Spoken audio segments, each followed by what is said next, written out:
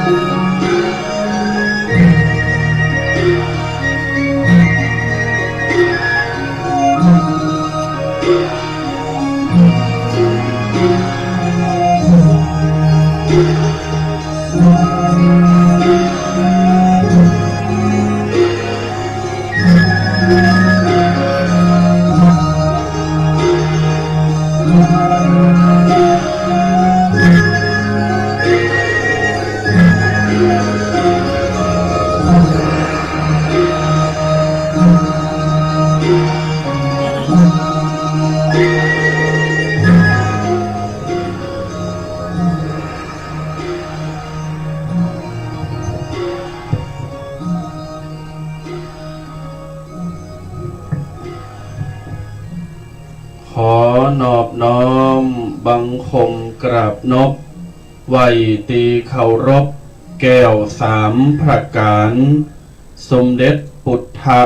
พระตุนศักดิ์สวรรค์พระธรรมบาลกำสอนตันเจ้าสังฆพระสงฆ์ตุนสืบเก้าเงา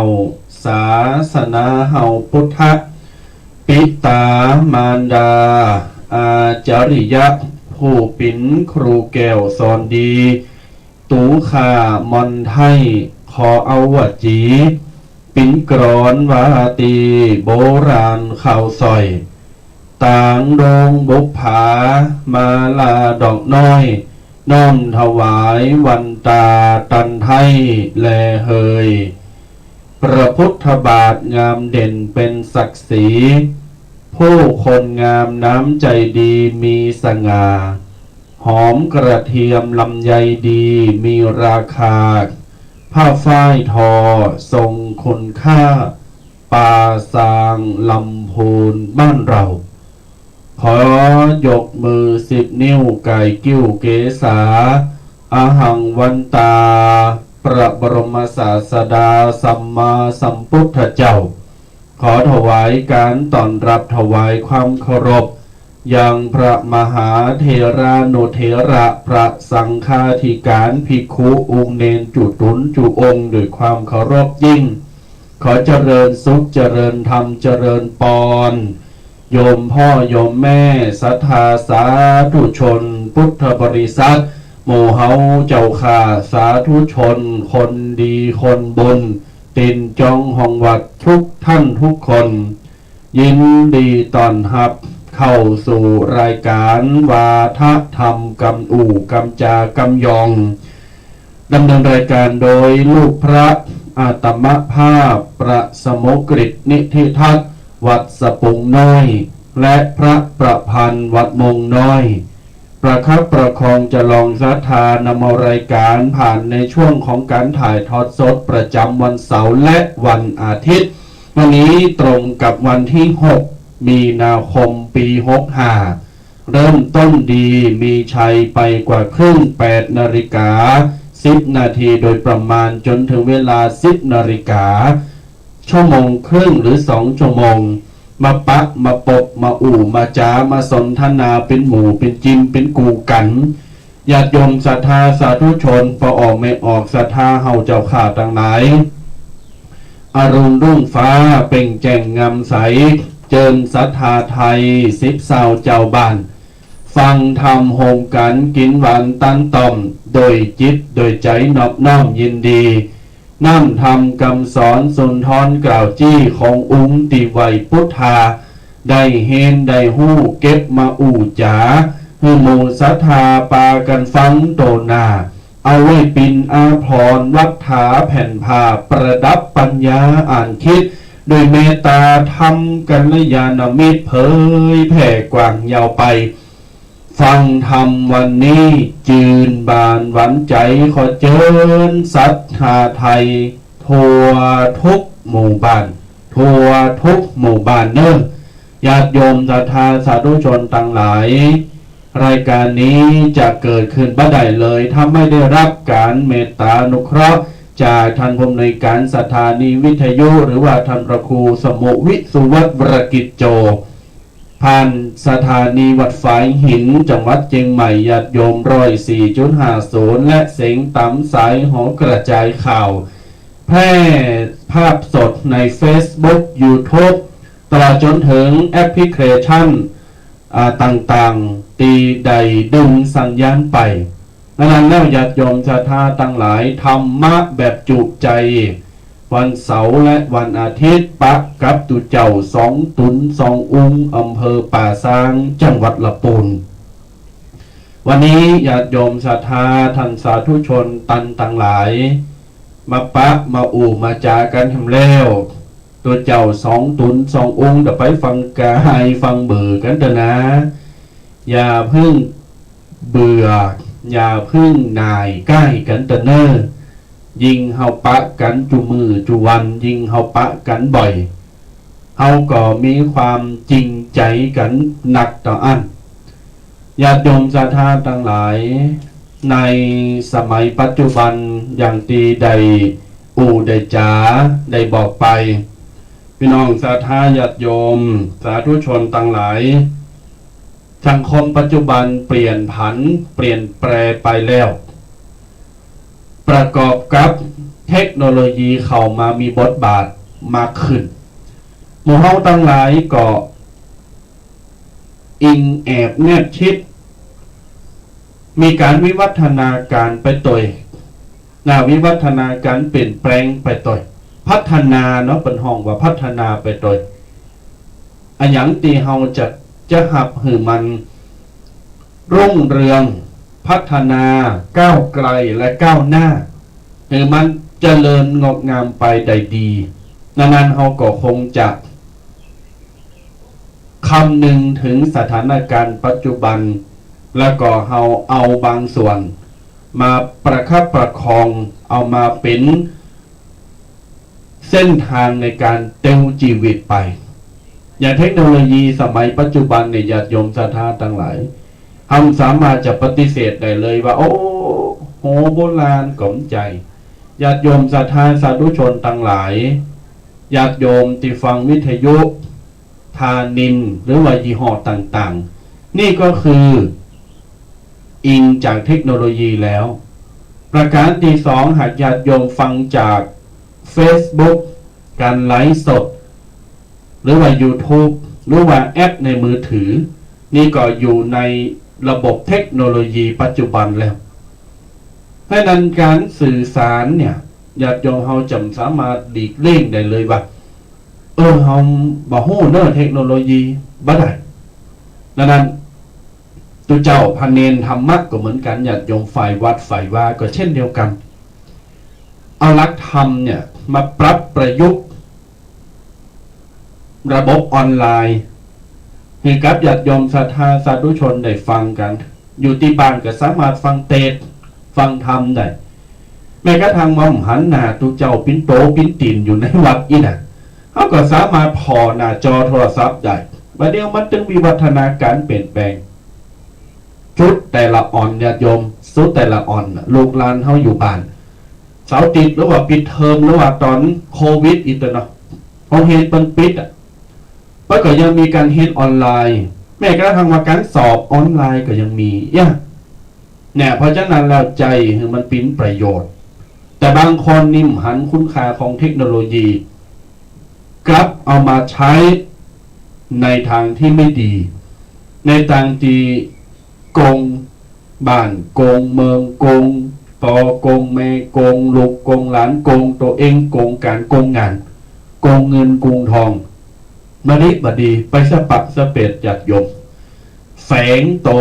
เป็นรูปแบบของคนดีมีชาติตระกูลแต่หารู้ไหมว่าข้างหลังเขาถือมีดอยู่เนี่ยญาติโยมศรัทธาต่างหลายเพราะฉะนั้นเขาจะเสพข่าวสารในระบบเทคโนโลยีปัจจุบันยิ่งปัจจุบันเนี่ยข่าวที่มันออกมาล่าสุดเนี่ยที่ญาติโยมได้หันได้ฟังได้พอกันอันไหนมันพุดขึ้นมาอันไหนมันมีจะอั้นจะอีกก็เร็วก็มาก็เร็วก็มาน้ำลดต่อผุดบนว่าน้ำลดต่อผุดยิ่งน้ำมันจะเหินแห้งหายไปเป็นระยะตุนไม้ตุนต่อที่ตัดที่ฟันที่มันยังค้างอยู่น่ะเฮาก็ยิ่งจะหันฉัดนับวันคนทำเก่ากรรมโบราณเพิ่นว่ายิงแจงยิงหันลายนี่ยิงแจงยิงหันลายหมายความว่าใหญ่ก็หมายความว่าเมื่อมันกลางค่ำกลางคืนน่ะเฮาจะพร้อมยังก็พร้อมชัดพร้อมทีเนาะก็จะต้องเปิดไฟบางทีว่าโอ้จะรับจะนอนแล้วปิดไฟมืดทึกลำหันยังสักอย่างแล้วรับตาแล้วภาพตัดไปแล้วพอภาพตัดเรียบร้อยตีสามตีสี่มาแจงโอ้ญาติโยมจะท่าทั้งหลายพอไปตะนอกล่อมหันทีจินตรงมันแจงพุ่นน่ะ5 โมงตี6 โมงเจ้า7 โมง8 โมง9 โมงยิ่งแจงยิ่งจะหันหนตายิ่งแจงยิ่งจะหันลายคนเฒ่าคนเปรว่ายิ่งแจงยิ่งหันลายมือ แต่ก่อนนี้ตอนตมาพาปิ่นซ้ำเนนปิ่นเนนน่ะตุลุงหรือว่าท่านพระครูเป็นว่าถ้าบัดเจงสู้เขาต้องออกกุมเข่าบาทเนอะถามว่าเจงจะได้วัดจากไหนคือสู้เขาเนี่ยตีมือพอมือพอมือสู้เขาเนี่ยหันไล่มือก่อนถ้าหันไล่มือเนี่ยแสดงว่าแจงแล้วออกกุมเข่าบาทได้และนี่เป็นตุนให้รันยิงแจงยิงหันไล่เนี่ยญาติโยมจะท่าทั้งหลายก็เหมือนกันใช้ชีวิตด้วยความปลอดภัยตลอดจนถึงใช้ชีวิตด้วยความไม่ประมาทญาติโยมศรัทธาทั้งหลายประมาทโทมัจจุโนปะทังความประมาทเป็นหนทางแห่งความตายภัยประมาทในการใช้ชีวิตสังเกตพอเวลาขับรถไปหนต่างเปิดไฟหยุดรถไฟกำลังมาตอดนั่นน่ะหมูรถเคิงกลางหมูเนี่ยกูเน็ตเนี่ยกับกูโวยกำเดียวเชลต้มจบข่าววีบอมได้ปิกบานประกรรมเข้าหงศพหงเมนบ่เนี่ยญาติโยมญาติบัณฑิตประมาทในชีวิตตลอดจนถึงไม่ควรประมาทในการทำความดีบางคนประมาทในการทำบุญและไม่ควรลบหลู่ดูหมิ่นความการทำบุญถามว่าอย่างไรก็หมายความว่าเราไว้หันเกินไปเตอทำเตอเยเตอการปเลอะตัวเจ้ามันจะยิงการปล่อยมันกันมันอยากไปจะอันจะดีใจญาติโยมศรัทธาอย่าหาทำดังนั้นเขาฝากกับญาติโยมศรัทธาโยมพ่อโยมแม่อันเป็นตีหักของตุลุงตุหลานตุเจ้าพระเนนช่วยกันอุปธรรมอุปถากก้ำจูดูแลพระพุทธศาสนาคือยาวนานไปเรื่อยๆจนกว่าเฮาทั้งหลายจะหมดลมหายใจถ้าหมดลมหายใจแล้วปุ๊บเนี่ยลูกเต่าเหล่าหลานที่เป็นอยู่ตั้งหลังเตียวโดยกุ่นเขาเนี่ยเขาทั้งหลายก็จะได้มาสืบพิซานห้อยตุยกันพอยุคสมัยตั้งหน้ามันจะปิ้นจะได้หัวแต่ยุคสมัยบัดเดียวเนี่ยเฮาอยู่คือมันเกิดประโยชน์มันใจว่าหายใจควังไปวันหายใจเข่าหายใจออกนอนตึกกึกพอทีวีนั่นมือไก่หน้าผากเตียวไปเตียวมามีการมีงานได้ญาติโยมจะทำโต้มปิ้นประโยชน์บ่มีความสุขบ่มีความเจริญในที่สุดนั้นขอฝากกับญาติโยมศรัทธาสาธุชนไว้ปิ้นเบิ่งตุนเอาละวันนี้ตมาภาพกับตูแดงจะปากันประคับประคองจะลองศรัทธาญาติโยมประเมปะออกไม่ออกเจ้าศรัทธาต่างหลายประจำวันอาทิตย์วันนี้ก็จะเอาปกิณกธรรมเนื้อหาสาระนาสาระวาทธรรมกำยองนี่เอามาเอามาจ๋ามานำเสนอมาเพิ่มเติมประดับปัญญาความคิดเขาเป็นห้องว่าประดับปัญญาพัฒนาความคิดและชีวิตจะเกิดความเจริญรุ่งเรืองญาติโยมศรัทธาต่างหลายถามว่าตัวเจ้าพระเนนดีเจตึงมดตึงมอนเนี่ยปันตนหมื่นตนเนี่ยตึงหมื่นตึงมันเป็นทำได้อย่างที่เป็นสอนตึงมดก่อนยอมรับได้เลยว่าบางอย่างก็ทำบ่ได้แต่บางอย่างก็กำลังเริ่มทำบางอย่างก็ค่อยๆทำบางอย่างก็ทำแล้วทำไปยาวๆเรื่อยๆเพราะเขาใจเป็นพระอรหันต์เขาใจเราเป็นพระโสดาบันน่ะเป็นปุถุชนมนุษย์เดินดินคนธรรมดานี่แหละแค่ปวารณาตนนุ่งเหลืองห่มเหลืองสัญญาสาบานต่อหน้าพระพุทธองค์และพ่อแม่ตลอดจนถึงญาติโยมศรัทธาว่าจะปฏิบัติธรรมจะอยู่ในศีลกินในธรรมในบุญอยู่วัดอยู่ว่าเป็นลูกศิษย์ของพระสัมมาสัมพุทธเจ้าเป็นลูกศิษย์ของครูบาอาจารย์แต่ทั้งนี้ทั้งนั้นก็มีหัวจิตหัวใจมีความรู้สึกเหมือนญาติโยมศรัทธาทุกสิ่งทุกประการเนี่ยศรัทธาญาติโยมมีความรู้สึกขยากตัวเจ้าก็ขยากเหมือนกันญาติโยมต้องการใครได้ตัวเจ้าตั้งหลายพันเนนตั้งหลายก็ต้องการใครได้เหมือนกันพี่น้องศรัทธาใครรับตัวเจ้าพันเนนเป็นก็ง่วงใครรับเหมือนกันน่ะต ตุเจ้าพระศรัทธาญาติโยมอยากกินข้าวอยากกินน้ำอยากกินขนมอยากกินนั่นกินนี่พระเนรก็เหมือนกัน ญาติโยมหิวเหมือนกันเพราะมีชีวิตมีจิตใจมีร่างกายไม่ใช่พระอิฐพระปูนใจพระอรหันต์ตัวอันนี้อู่กำสุดนะญาติโยมแต่นะมันใจว่าบรรลุแล้วปิ้งโอ้นั่งสมาธิจุดลอยได้เหาะเหินเดินอากาศเสกหันเสกนี่ได้เกิดหยังใดจะอันเกิดนั้นใดนี่เกิดนี่ใดนั้นใจก็ต้องสั่งสมบุญเหมือนกันนะสั่งสมความ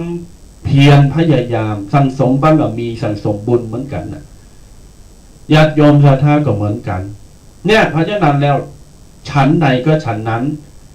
แล้ววันนี้จะนำปกิณกะธรรมเรื่องหยังต่างๆก็โปรดติดตามตอนต่อไปและใต้จมงประมาณ9:30นิด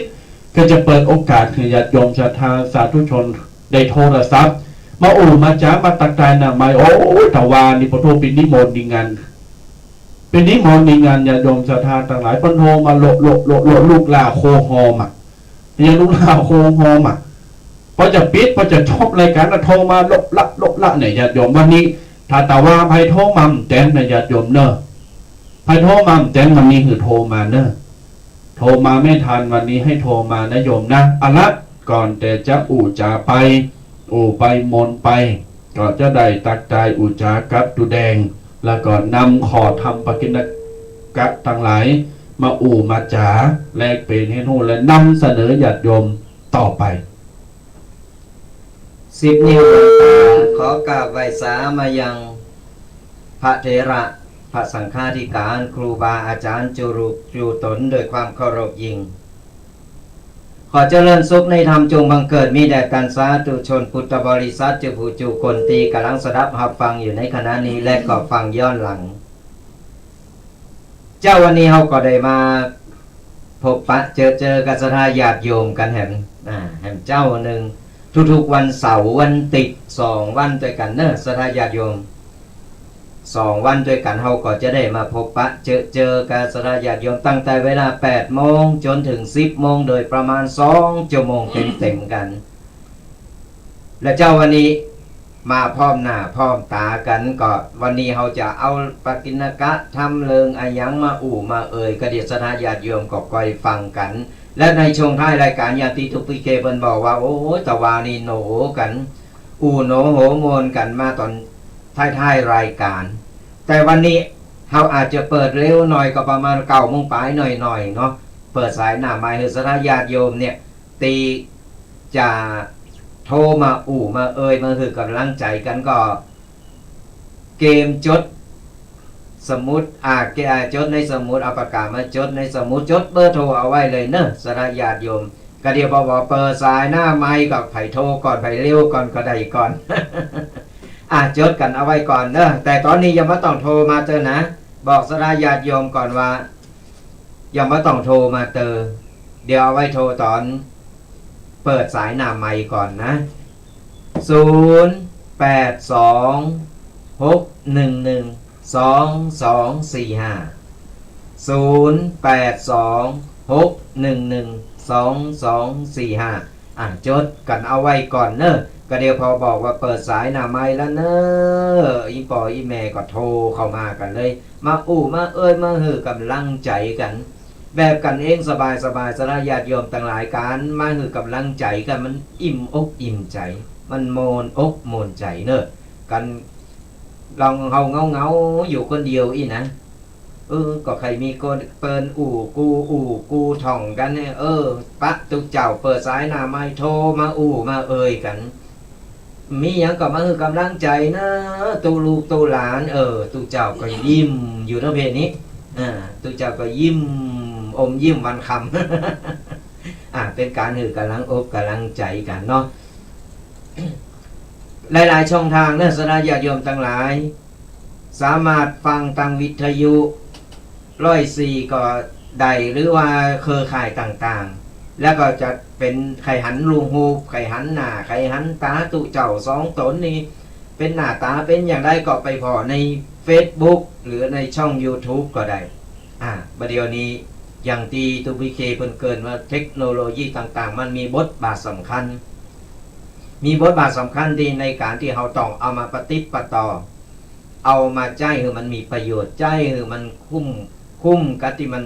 ออกมาเฮาใจให้มีประโยชน์ก็ใจดีมันก็ดีใจบ่ดีมันก็ปาให้เฮาเสให้เฮารู้เพิ่นฮ้องว่าเทคโนโลยีหรือว่าโทรศัพท์ประเดี๋ยวนี้เป็นสิ่งเสพติดอย่างหนึ่งอย่าเฮอต้องอยู่ในโหมดของสิ่งเสพติดก็ลองพอเราจะไปว่ากันเราอ่อนนะคนเฒ่าคนแก่เหมือนกันนะลองได้เคแล้วก้มหน้าก้มตาเค มันจึงว่าไผว่าใครใดเนาะบัดเดี๋ยวนี้มันว่าไผว่าใดเนี่ยเพราะว่ามันต้องพอหันพอนี่ต้องติดตามข่าวต้องใจการใจงานสมัยตะก่อนนี่ติดต่อกันนี่เนี่ยโอ้ยลำบากลำบนเราอ่อนรุ่นมาเดียวนี้บอกฮู้จักกับโทรเลขเป็นอย่างใดสมัยตะก่อนจะโทรหากันนะลูกหลานอยู่ต่างจังหวัดต่างประเทศนี่โอ้ยใจโทรเลขกว่าจะปะกันก็พูดนะทั้ง2-3 วันกว่าจะได้อู่กันกว่าไม่ได้อู่ตัวนะได้หันกับตัวหนังสือสมัยมาเดียวนี่อยู่ต่างประเทศการอยู่เมืองนอกเมืองนาอยู่ไหนก็ตามหันหน้าหันตาใครโหใส่กันยิ้มใส่กันอู่กันเหมือนอยู่ไก่กันเนี่ยเทคโนโลยีมันพัฒนาไปจิตใจเขาก็ต้องพัฒนาไปตัวบัจใจว่าตะกอนบะมีไปเป็นกบในกะลาบ่ได้แล้วเนอะมันต้องตันสมัยมันต้องวิวัฒนาการต้องพัฒนาโตเก่าพัฒนาวิสัยทัศน์โตเก่าคือมันดีขึ้นต้องโตยหือตันก่อนเฮาโตยบะตันก็เป็นเตาที่จ้าเจิงจ้าหรือบะตันเปิ้นเพราะฉะนั้นแล้วเนี่ยเฮาต้องพัฒนาจิตใจเฮาแล้วก็ใจให้มันมีประโยชน์กับสิ่งที่มาใหม่ๆของใหม่ก็เอาของเก่าก็บ่ละนี่แหละศรัทธาญาติโยมทั้งหลายเอาละวันนี้ตุปีเคก็ตุปีแดงก็ได้เอาปฏิณากะต่างๆที่จะเอามาอู่กันวันนี้ตุปีเคเพื่อจะเอาเรื่องอย่างมาอู่มาท่องกันเดี๋ยวเรามาฟังกันเนาะ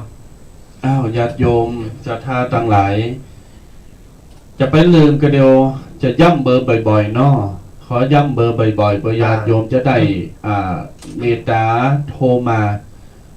อู่มาจากันแล้วก็มาถวายกำลังใจกับตัวลูกตัวหลานพระเนรในโอกาสได้จัดรายการแสดงความยินดีแสดงมิตรไมตรีต่อกันและกันอันนี้เป็นต้นญาติโยมศรัทธาทั้งหลายเบอร์โทรศัพท์หลังไม้หน้าไม้โทรศัพท์หน้าไม้แต่ว่าท้ายรายการถ้าได้ยินว่าเปิดรายการเปิดหน้าไม้ก็โทรมาเนอะวันนี้จะบอกไปก่อนเบอร์ญาติโยมจดแล้วก็เบอร์จะได้โทรมาจดเนอะญาติโยมเนอะ082-611-2245 เบอร์โทรนำไม้ที่ญาติโยมศรัทธาสามารถโทรมาให้เบอร์1น้องมาจากขันตอนนี้สต็อปอย่าเพิ่งโทรมาโยมศรัทธาสาธุชนทั้งหลายวันนี้ปกิณกธรรมหัวข้อธรรมที่จะนำเสนออย่ามามาจาผ่านวิทยุแล้วก็ไลฟ์สดคือกับญาติโยมศรัทธาสาธุชนใดมีความรู้มีสติมีปัญญาตลอดจนถึงมีภูมิขึ้นมาถือว่าเป็นวัคซีนคุ้มกันใจนะวัคซีนร่างกายป้องกันโรคภัยไข้โควิดเขาก็ฉีดกันเข็ม2 เข็ม 3 เข็ม 4 เข็มบางคน5 เข็มเจ้าหมูผมทันพระครูจุดไม่เอ่ยชื่อเปิ้นกำลังไปอยู่ที่สวิตเซอร์แลนด์ได้กึ่งเดินเปิ้นบอกว่าประเดี๋ยวนี้ฉีด5 เข็มละไปมาอยู่ที่นี่ฉีด3 เข็มแต่เมืองนอกเปิ้นคือฉีด5 เข็มแต่5 เข็มนี้มาใจจืออย่างตั้งเฮาเป็นจือย้ำหูบอกว่าจังมันเป็นจือใจไฟเซอร์ไฟแซ่ย้ำใจย้ำกล่อมหูว่าจังเดี๋ยวไปฉีด5 เข็มแล้วทำโมเขาก็ว่าอันลำเลิกก็ถ้าเป็นประเทศไทยก็ทัวลงขนาดนั้นถ้าฉีด5 เข็มแล้วประชาชนนิพโทษอาจจะด่ากันขนาดนี้นะแต่ต่างประเทศมัน5 เข็มนะใครจะเข้าจะออกเนี่ยต้อง5 เข็มนะญาติโยมศรัทธาบางประเทศเหมือนกันนะฉะนั้นพี่น้องศรัทธาไผที่อยู่ต่างประเทศก็จะหู้ดีเนาะเอาละญาติโยมศรัทธาทั้งหลายวันนี้ก่อนแต่จะเอาปกิณกธรรมมาอู่เนี่ย ค่ะ จะเล่าแล้วก็จะอู่ในเรื่องของแปลกเป็นแล้วก็นำเสนอให้ญาติโยมศรัทธาได้ฟังอย่างอี้ว่ามีอยู่ครั้งหนึ่งญาติโยมศรัทธาต่างหลายครั้งหนึ่งที่พระพุทธองค์เนี่ยนั่งบนบัลลังก์ยาคา ค่ะ กำลังจะค้นคว้าหาวิธีในการตรัสรู้เป็นพระอนุตตรสัมมาสัมโพธิญาณก็คือจะเป็นพระพุทธเจ้านั่นแหละจะสำเร็จเป็นพระพุทธเจ้าครั้งนั้นคณะที่พระพุทธองค์ทรงบำเพ็ญกิริยานั่งสมาธิบนหญ้าคานี่แหละตะวันแจ่งเปล่งใสขนาดอากาศดีฝนฟ้าก็มี วันคำการเวลาผ่านไปตะวันเริ่มตกดินอ่ะ ค่ะ ตะวันเริ่มตกดินพอเริ่มตกดินปุ๊บนี่พญามารเริ่มปรากฏโตแล้วญาติโยมพญามารเริ่มปรากฏโตกำตนอ่ะต้นหนึ่งอยู่ซ้ายต้นหนึ่งอยู่ขวาอยู่หน้าอยู่หลังอ่ะญาติโยมศรัทธาต่างหลายเอาละแล้วจะได้โดยพุทธบารมีของพระพุทธองค์พระองค์ทรงไม่ติงไม่ไหวไม่สั่นไม่เคลื่อนไม่คลอนหมายความว่าสามารถจะทำไรจิตใจทำให้จิตใจพระพุทธองค์โวกเวกโวยวายวอกแวกกลัวเป็นไปบ่ได้ คือปัจจัยความนิ่งอย่างเดียว ถูกต้องเพราะพระพุทธองค์ทรงบำเพ็ญมาแล้ว ค่ะ เนี่ยญาติโยมกำลังวินาทีนั้นกำลังจะตรัสรู้ปุ๊บทันทีทันใดเพียง1 วิญาติโยมศรัทธาต่างหลายเมื่อพญามารปรากฏโตคอยทำร้ายจ้องจะทำร้าย ค่ะ เอาหอกเอาดาบเอาเสียงคำรามเอาเสียงคำรามเสียงดุเสียงด่าเสียงไห่เสียงหุยเนี่ยทุกวิถีทางที่จะพยายามทำลายพระพุทธองค์บ้าอยากจะให้พระพุทธองค์ทรงตรัสรู้เป็นพระพุทธเจ้า ใจแบบไอ้ อืม สตราวุธเป็นฝนฮะเป็นฝนห่าลงมา ถูกต้อง มีกาวหอกกาวดาบกาว ถูกต้อง แต่งมานี่ ถูกต้อง แต่อย่าง แต่เราต่อ นะแต่สามารถจะทำอย่าง ใช่ พระพุทธองค์ ครับ ได้ทีนี้ญาติโยมศรัทธาเหตุการณ์ต่อไป เมื่อพญามารทำอย่างนี้แล้วพระพุทธองค์ก็ทรงลืมพระเนตรก็คือลืมตาขึ้นมาเฮาขออนุญาตเป็นภาษาบ้านเฮาพระพุทธองค์ทรงลืมตาลืมพระเนตรขึ้นมา เบิกพระเนตรมาพอพิจารณาอันนี้พญามารนออันนี้พญามารกำลังจะทำกิริยาจะอั้นจะอั้นใส่เฮาซึ่งจิตใจพระพุทธองค์ตั้งมั่นแน่วแน่เป็นที่สุดแล้ว ค่ะ ยังก็สามารถจะมาทำร้ายและทำลายพระองค์ได้ขณะนั้นพระองค์เกิดว่าเฮาเนี่ยบ่มีลูกน้องบ่เดียวเนี่ยอยู่คนเดียวในป่าเนี่ยนางบนหญ้าเอาบัลลังก์ปิ้นหญ้าบนหินเนี่ยลูกน้องซ้ายขวาก็มีข้าราชบริพารไผตั้งหลายก็มีนี่อยู่ในป่าเอาข้าจะเย่งใหญ่อันนี้เกิดในใจถ้าบททัดไปพระพุทธองค์ทรง ใช้มือขวาญาติโยมคิดภาพตามเนอะพระองค์ทรงใช้มือขวาชี้นิ้วชี้ขวาเนี่ยจี้ลงไปตีดินบกองจี้ลงไปตีดินปุ๊บด้วยพุทธบารมีอันยิ่งใหญ่พระแม่ธรณีปรากฏกายขึ้นมาทันทีทันใดเพราะโดยพุทธอธิษฐานของพระพุทธองค์ว่าบัดเดี๋ยวนี้เฮาบ่มีศัตราวุธเฮาบ่มีอาวุธเฮามีลูกน้องบ่มีกองพลที่จะมาขจัดพญามารตั้งหลายใดขอเอานิ้วของเฮาเนี่ยจี้ลงไปบนดินและอธิษฐานขอให้แม่ธรณีพระแม่ธรณีจงมาเป็นสักขีพยานให้แก่เราจงมาเป็นสักขีพยานให้แก่เราณบัดนี้พอจี้นิ้วลงบนดินปุ๊บครับพระแม่ธรณีปรากฏร่างปรากฏกายขึ้นมาพร้อมกับกิริยากำผมญาติโยมตีหันหุบปั่นนะพระแม่ธรณีดึงมวยผมขึ้นมาหูเล็งหันว่าอันนี้พญามารค คอยขจัดปัดเป่ากัดแกว่งไกวกำจัดพญามารหือมาทำลายพระพุทธองค์ได้ก็รีดมวยผมแล้วก็บีบน้ำในมวยผมเนี่ยฉีดพ่นไล่หมู่พญามารจนแผ่นดินแตกระแหงหมดโดยอำนาจบารมีอันยิ่งใหญ่แห่งพระพุทธบารมีพระพุทธองค์และพระแม่ธรณี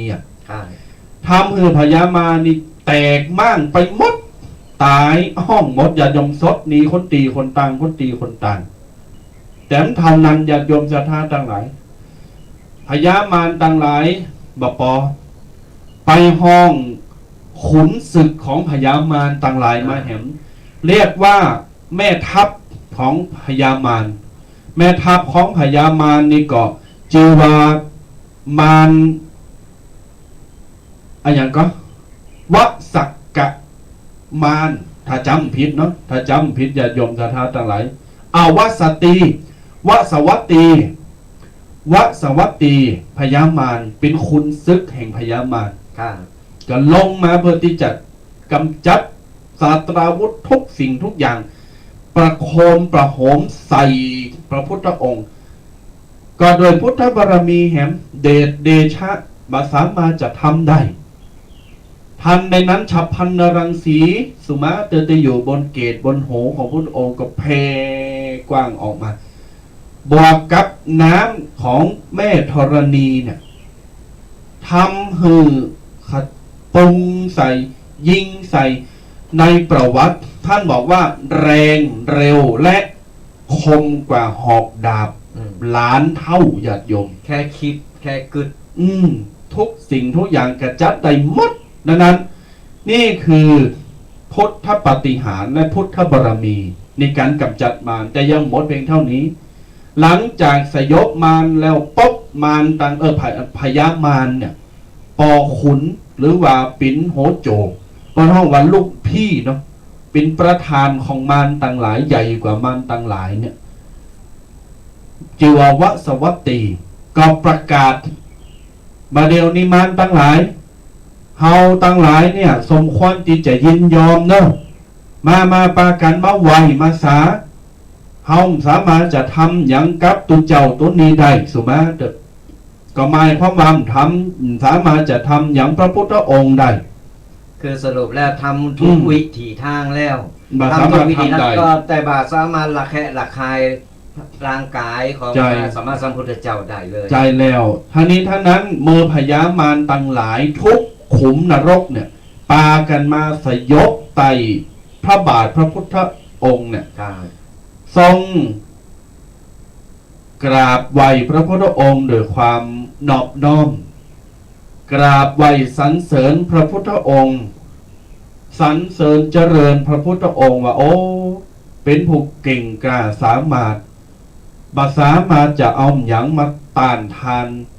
ขนาดท่านเนี่ยบ่มีอาวุธเหมือนข่าพระเจ้าทั้งหลาย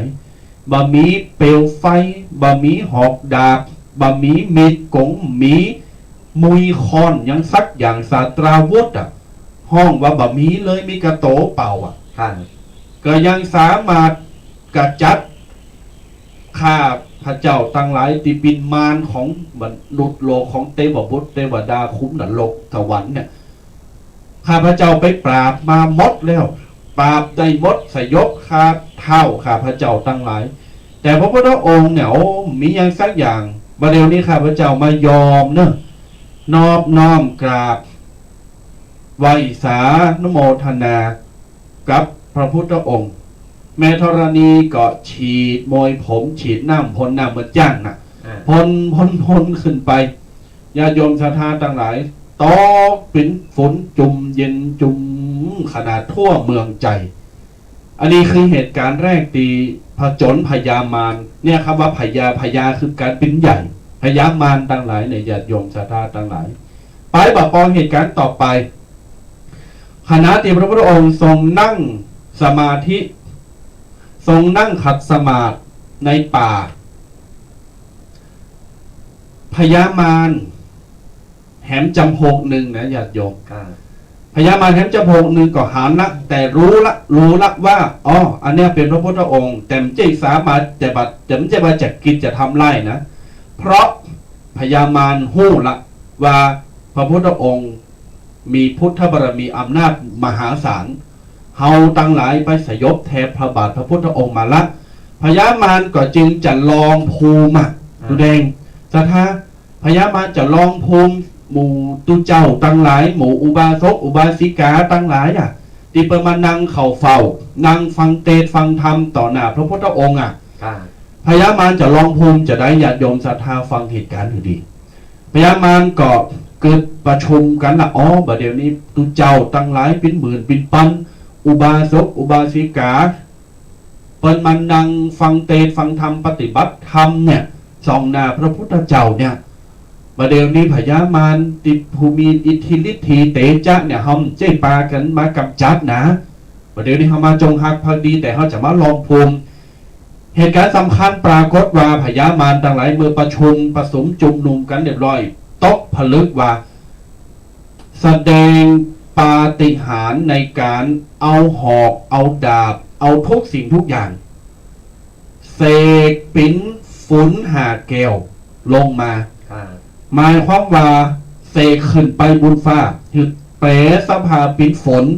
แต่ในขณะเดียวกันก็คือฝนนั้นน่ะแปรสภาพเป็นเงินทองแปรสภาพเป็นทรัพย์สินสมบัติคือตกลงมาโทพื้นที่ที่เปิ้นมานั่งกันถามว่าลองภูมิอย่างไรมันเป็นการลองภูมิของพญามารบอกว่าถ้าตุเจ้าตุนไหนสาวกตรงไหนที่มานั่งฟังเทศฟังธรรมน่ะพระพุทธองค์อุบาสกอุบาสิกาคนใดขี้โลภหันฝนหันเงินทองทรัพย์สมบัติตกส่องหน้าไผที่ลนไปเก็บแสดงว่าคุณเป็นตุเจ้าแต่คุณยังตัดโลภโกรธหลงบ่ได้สาธาญาติโยมอุบาสกอุบาสิกาเหรอขี้โลภกะหันเงินทองตกลงมากะถ้าลนไปเก็บโอ้กงโกขี้โลภแสดงว่าคุณเป็นคุณแต่คุณยังตัดโลภโกรธหลงได้คุณยังพิษศีลพิษธรรมอยู่ลองภูมิจะอั้นแล้วป๊อกมันก็ปรากฏภาพออกมาแต่ญาติโยมตุเจ้าบางท่านอุบาสกอุบาสิกาบางท่านบางคนมีจิตใจขี้โลภลุนไปกอบไปกำไปเอาทรัพย์สินเงินทองแก้วแหวนเงินทองติดแปรปิดฝุ่นลงมาโต๊ะหอบแล้วหอบแหมตุเจ้าก็เอาจีวรหอบแล้วหอบแหมสาธาญาติโยมก็เอากระเป๋าเอาถุงเอาหันเอาเนี่ยหอบปิกบ้านไผประมาณเหลือบากี่ปันเป็นการร้องภูมิจากพญามารพระพุทธองค์ทรงหู้และแต่ทรงห้ามเพราะพระพุทธองค์จะเช็คว่าอ๋อตุเจ้าตุไหนเป็นสาวกของเราแท้จริงอุบาสกอุบาสิกาท่านไหนเป็นพุทธบริษัทของเราอันแท้จริงนี่คือการร้องภูมิและก็การผจญมารของพระพุทธองค์นี่และก็มาในชีวิตจริงเนี่ยญาติโยมศรัทธาต่างหลายการผจญมารเนี่ยตุแดงศรัทธาปัญหามาบางคนเข้าใจว่าการผจญมารในชีวิตจริงเนี่ยคำว่ามารเนี่ยมันแปลว่าอย่างผ่องเขาจะเจอในรูปแบบไหนผ่องคือมารเนี่ยมันมี2รูปแบบตุเจรูปแบบแรกก็มาแบบคือเฮาบ่าหู้บ่าหันโตเป็นของละเอียดที่มาผีกับมันจะมีตึงผีตึงทูแล้วก็มารที่มาผจญเฮาตึงวันเนี่ยเคยอู่ไปข้างหนึ่งแล้วว่าเริงมารเนี่ยมันมี2ประเภทที่เฮาพอบ่าหันโตก็คือของละเอียดมารอันเนี้ยเจ้ากรรมนายเวรหรือว่าคนที่มันผูกอาฆาตเฮาไว้หรือไปโตยมาหรือบาปกรรมที่เฮาเคยได้ทำได้สร้างเอาไว้นั่นน่ะมันโตยมาคำมาเขห่อในญาตินี้และแถมอย่างมารนี่ก็คือมารในโตเก่ามาในโตของเฮาเองมาในโตของเฮาก็คือเฮามีความโกรธความโลภความหลงก่ออยู่ในโตเฮาสามารถขจัดมารในกายเฮาได้ก่อคือมัน2มารเนี่ยมันจะมาพร้อมกันคือมารแรกเป็นเจ้ากรรมนายเวรเป็นมารคือบางทีอาจจะเกิดมาในรูปแบบของ มาเป็นปอเป็นลูกมาเป็นแม่เป็นลูกกันมาเป็นโผเป็นเมกัน อืม มากับใหม่ๆปะกันก็ดีกันพอดีก็ไปเอามาไปตบตีข่ากัน อืม พอข่าลูกข่าแม่ข่าจิปาถะที่เป็นข่าวอยู่ทั้งวันนี่ก็เพราะอย่างอี้ก็คือ อืม จาติแล้วเนี่ยเขาได้สร้างความดีด้วยกัน แล้วก็สร้างกรรมมาด้วยกัน อื มันเลย ครับ กลายมาเป็นมารในรูปแบบต่าง ครับ ๆ และมารจิตใจของเขามารในกายของเขาคือความโกรธความโลภความหลงนี่แห อื ละ มครับ เขาจะสามารถขจัดมารในกายของเขาได้ก่อนในใจของเขาเนี่ย อืม ก่อนเขาขจัดได้เขาสามารถมาปลงได้หรือบางอันน่ะเวลาตูเจ้าเปิดมาโบสถ์ อืม มาโบสถ์พระโบสถ์เจ้า ครับ โบสถ์ตูเจ้าโบสถ์พระเนนเนี่ยเปิ้นก็บอกสละกิเลสได้ก็กิเลสก็คือมารในกายของเขาเนี่ยกูสิ่งกูอย่าง อืม คือเขาสามารถว่าสละความโกรธ อืม ความโลภความหลงได้ก่อน อืม หลงในอำนาจลาภยศสรรเสริญ ครับ ตำแหน่งต่างๆหลงในพวกสินทรัพย์หรือว่าสิ่งของอย่างต่าง ครับ ๆเนี่ยเขาสามารถขจัดได้ก่อน อืม ความโลภเขาโลภในต่างว่าคือเขาจะสรรหาเอาสิ่งอย่างนั้นมาเป็นของโตเก่าเนี่ยคือกูสิ่งกูอย่างอันนี้คือมาในกาย ก็คือความไข่ใดอีก เขา นะ วางใครใด เออ เขาตัดใดก่อน อ่าค เขา รับ สละได้ก่อนเพิ่นถึงบอกว่าสละตั้งโลกแล้วเขามาตั้งธรรม อ่า คือความหมายลึกๆแล้วคือว่าเขาสามารถตัดกิเลสหรือว่าตัดมารในกายในใจของเขาได้ก่อนเราถึงได้มาโบสถ์ได้มานุ่งผ้าเหลืองได้ ครับ บางคนอย่างที่ว่าอย่างในตัวไอ้พุทธประวัติหรือในไอ้ตีตูบีเคเปิ้นเราไปฟังเจ้าเนี่ย อืม ก็ถึงบอกว่าเปิ้นทดสอบเพราะว่า สามารถนุ่งผ้าเหลืองโบสถ์มานุ่งผ้าเหลืองได้ อืม แต่พระรูปนั้นสามารถปฏิบัติได้ก็ สามารถกำจัดมารในกายของตัวเก่าได้ก็ ครับ คือความโกรธความโลภความหลงตัวเจ้าบางตัวโลนไปเอาใส่จีวรหอบไปหอบมา เออ นั่นก็คือเขาสละบ่ได้ โบสถ์กะไกด์บ่โบสถ์ใหญ่ ใจบ่โบสถ์ใจ ก็คือก่อนคนเขาจะโบสถ์เนี่ย โบสถ์ตึงกายโบสถ์ตึงใจ ครับ มันถึงจะว่าขจัดมารในกายของตัวเก่าออกไปได้ ถ้าอันวันนี้ของเงินสปันหรอ จะพอซะท้าพอเดี๋ยวจะหืนมือนะ ได้มาสาระต้องหือกันเนาะญาติโยมศรัทธาแต่นั้นมารเนี่ยคำว่ามารเนี่ยผู้บางที่วิจัยประกอบผจญมาในโพธิ์โทษ ใช่ ตาบเท่าชีวิตกว่าเปิ้นจากปิ้นนักบุญแห่งล้านนา คือ เออ การตีว่าอย่างเริงมารเนี่ยอูง่ายๆ คนจะโบสถ์สังเกตก่อนเถอะคนที่จะโบสถ์นี่นะครับ โอ้ยสนุกสนานเพิ่มในโบสถ์สกรรม อืม แห่แต่มันในโบสถ์สกรรมมีอันเป็นไปรายได้ต่างๆนานา ครับ อันนั้นคือมารบางคนเนี่ย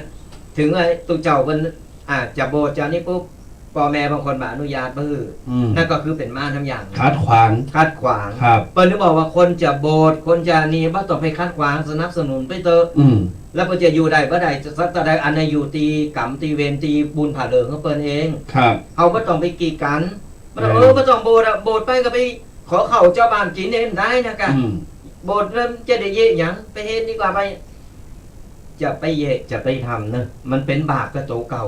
ครั เป็น บ ห้องว่ามารไปผจญมารคัดขวางเป็นห้องว่าเตวตัดนะครับ เป็นเตวตัดเลยนะที่คอยคัดขวางคอยนี้พระพุทธเจ้าอยู่ตลอดเวลา อืม นี่แหละเปิ้นถึงบอกว่า คือกูสิ่งกูอย่างเนี่ยก่อนเป็นตู่เจ้าเปิ้นก็จะมีมารในการที่ว่าสร้างสมบารมีสั่งสมบารมีเหมือนหลวงพ่อครูบาเจ้าศรีวิจัยเนี่ยเปิ้นสร้างสั่งสมบารมีเปิ้นสั่งหันสั่งนี่ตลอดเวลาก็ยังมีมารอยู่ มีมารในหลายรูปแบบ ไปคัดขวางในการที่จะไปสร้างต้องมีอันนั้นต้องมีแจ้งหาเริงเปิ้นแจ้งความเปิ้นคือจ่องจับพิษเปิ้นกูสิ่งกูอย่าง ครับ สุดท้ายธรรมะยอมชนะอาธรรม ไอคนที่ไปแก่งที่ไปนี่ ตายไปก็ไปใจกรรมใจเวรไป อืม แต่ตันเจ้าครูบาศรีวิจัยของเฮาเนี่ย ครับ ชื่อเสียงเพิ่นยังอยู่ตลอดเวลา ถูกต้อง คนเพิ่นยังสรรเสริญว่าคือกูสิ่งกูอย่างจือในคงนามความดีของเพิ่นยังอยู่ เนี่ยย้อนเป็นเพราะเพิ่นต่อสู้ และเพิ่นเอาชนะมารทั้งหลายทั้งปวงได้ เนี่ยสราญาติโยมทั้งหลาย การที่จะชนะมารได้นี่มันมีถึงมาถ้าเป็นสราญาติโยมนี่ก็มารพระปัจจนเป็นกูโผโตเมกันนะลูกบ่ดื้อกันลูกอย่าอันใหญ่อันนี้คือเป็นมารเล็กๆน้อยๆที่เราได้สั่งสมเอาไว้ ตั้งแต่ จากตีแล้วและหลายๆจากเขาได้เกิดมาถึงตัวปีได้เคยบอกว่า เกิดมาใจกรรมเก่าที่เขามีอยู่นั่นแต่มันเป็นเศษกรรมเจ้าอันนี่ขนาดเศษกรรมนะเขาต้องมาใจจนตลอดชีวิตของเขาแต่ก่อนกรรมแต้ๆแล้วปุ๊บเนี่ย มันนักกว่านี้ก่อนเขาจะได้มาเกิดใดเนี่ยเขาไปใจมาหมดแล้วและเหลือเศษกรรมเพิ่นเลยส่งมาบุญเพิ่นยังมีอยู่บุญที่เคยได้สั่งได้ทำไว้เล็กๆน้อยๆบุญนั้นช่วยเหลือมาเกิดเป็นมนุษย์ครบ32ประการพอครบ32ประการคือร่างกายเอาร่างกาย32ประการของเขาเนี่ยไปสร้างสมบุญสร้างบุญใหม่ขึ้นมาเพิ่มเติมขึ้นมาเขาก็จะได้รู้พ้นเขาก็จะได้เกิดได้แบบไอ้อย่างที่เป็นบุญหืดทำไปเถอะพระสัมมาสัมพุทธเจ้าคนหนึ่งบอกว่าเฮาสั่งสมบุญเตอเล็กเตอน้อยบุญยังก็ได้ทำไปเตอเปิดถึงสั่งนักสั่งหนาแต่บางคนมาอันหู้แต่ทำไม่ได้มันก็เลยกลายว่าสร้างกรรมทับถมเข้าไปแหมมันก็ใจกรรมเก่ากรรมใหม่ใจโลโมกันไปเหเนี่ยเพราะฉะนั้นแล้วเนี่ยเฮาเกิดมาเป็นมนุษย์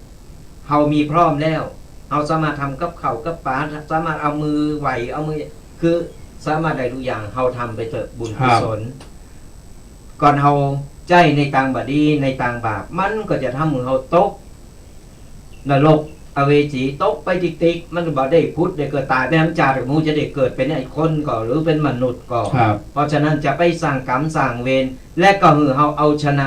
มารกูสิ่งกูอย่างถ้าใครเจออยู่ตอนเนี้ยอันนั้นเฮาเกิดเถอะว่ามันเป็นมารมาในรูปแบบของครอบครัวในรูปแบบของญาติมิตรในรูปแบบของเปิ้นฝูงกูสิ่งกูอย่างนี่แหละมันเป็นกรรมเก่ากูซื่อเป็นกรรมเก่าของเขาเองที่เขาได้สร้างมันเลยมาเป็นม่านมาตามผจญเขาเพราะฉะนั้นเนี่ยเขาจะไปสร้างต่อเมื่อเขาสร้างกรรมดีไปเถอะถือว่ามันเป็นกรรมเป็นเวรทนไปเถอะมดกรรมมดเวรต่างคนต่างมดกรรมมดเวรกันไปมันก็จบกันไปในเมื่อเปิ้นหือเขามาเป็นคุณแล้วเนี่ยเขาก็จะต้องแสวงหาหือตั้งตีดีในตั้งตีดีเนี่ยมันจะได้สีชาติเกิดตุ๊กปีลองเกิดพอเราว่าแม้แต่สัตว์เดรัจฉานหมูหมากาไก่ที่อยู่ในวัดในวาเนี่ยเคยหันก่อนคลิปบางทีนี่นะแม้แต่โง่ควายเนี่ยเพิ่นจะไปไถนาเพิ่นจะเข้าไปกราบพระพุทธเจ้าฮูเหมือนพระพุทธเจ้าในวัดก่อนไปไถให้ไถนามาบางคนตยมาฮับใจทุเจ้าพันเนนนอนหนอกกราบเกิบการนอนเฝ้าเกิบกราบซ่ากราบอย่างตยทุเจ้าพันเนนไปบิณฑบาตเนี่ยคือเปิ้นสำนึกได้แต่เปิ้นอยากจะทำแต่เปิ้นบ่มีโอกาสไงเปิ้นบ่มีอย่างที่พ่อเหมือนเฮาหมดกูอย่างง่ายๆว่าเศษผลบุญหรือว่าผลกรรมของเขาบาสามารถจะส่งมาเป็นมนุษย์ได้แต่มีความสัมพันธ์กับมนุษย์กับบุญกับวัดกับวาได้ใจเปิ้นเคยสัมผัสเคยนี่แต่ว่าบาปกรรมเปิ้นหนักเปิ้นบ่สามารถเป็นมนุษย์ที่จะสามารถมาทำบุญทำกุศลเหมือนเฮาได้มีมือมีตีนมีอย่างกูอย่างแต่ว่าสามารถยกมือไหวเหมือนเฮาได้สามารถจะไปทำกับข้าวกับปลาไปถวายทุเจ้าพระเนรได้เนี่ยคือเปิ้นด้อยโอกาสแต่ใจลึกๆแล้วเปิ้นเป็นคนใจบุญเป็นคนทำบุญเปิ้นก็ได้ตกมาอยู่ในวัดในวามาอยู่ในวัดในวาปุ๊บมากินข้าววัดข้าววาแต่โดยความตอบสนองคือสำนึกบุญคุณของเขาที่เคยกินในวัดในวามาเฝ้าวัดเฮากลางค่ำก็คือทุเจ้าพระเนรนอนมาเฮามานี่บางทีกราบซ่ากันโดยกดทุเจ้าไปคอยอย่างเฮาเคยหันนี่แหละคือเป็นกรรมเป็นเวรเป็นห้องว่ามารมาในหลายรูปแบบใช่แล้วดังนั้นนำมาซึ่งบทความบทสรุปปกิณณกธรรมหลังจากตีได้อู่ไปในเรื่องของการผจญมารกว่าจะเป็นพระพุทธองค์กว่าจะครบรัตนะทั้งสามไม่ใช่ง่ายๆใจค่ะดังนั้นญาติโยมศรัทธาทั้งหลายใครตีผ่านการทำวัดสวดมนต์หรือการเจริญพระพุทธมนต์บทต่างๆเนี่ยจะเป็นการสรรเสริญเป็นการกล่าวถึงระลึกนึกถึงพระพุทธคุณพระธรรมคุณพระสังฆคุณของแต่ละสาม 3 ดวงหรือว่า3 ประเภท 3 อย่างเนี่ยแต่ในวันนี้ปกิณกธรรมจะสรุปว่าจะเอาเรื่องของบทสังฆคุณ ค่ะ บทสรรเสริญพระสงฆ์สาวกของพระพุทธเจ้าเนี่ยหมายถึงสงฆ์สาวกครูบาอาจารย์ตุเจ้าพาเนนต่างหลายเนี่ยผู้ปฏิบัติเนี่ย ค่ะ เอามาคือกับญาติโยมศรัทธาญาติโยมเป็นขอบหากญาติโยมศรัทธาได้ฟังแล้ว หรือว่ารับตาฟังก็คงจะหู้ละว่าบทไหนอ่านว่าหยังบทไหนแปลว่าหยังถ้าพายผ่านการทำวัดผ่านการสวดมนต์มาบ่อยๆทุกเช้าเย็นนี่นะญาติโยมศรัทธาต่างหลายวันนี้ถ้าเอาแต่ละอย่างแต่ละข้อเนี่ย ค่ะ มามาจ๋าถึงกับญาติโยมศรัทธาได้ฟังเมื่อฟังแล้วญาติโยมหูซึกจะใดก็โทรศัพท์มา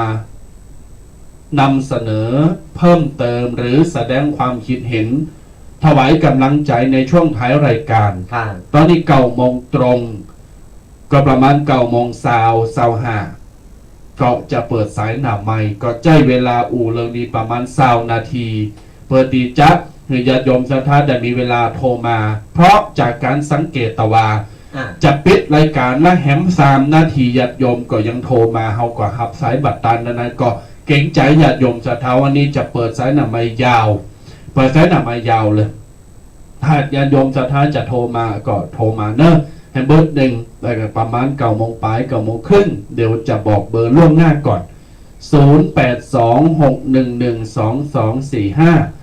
0826112245ญาติโยมศรัทธาท่านสาธุชนทุกคนทุกท่านบท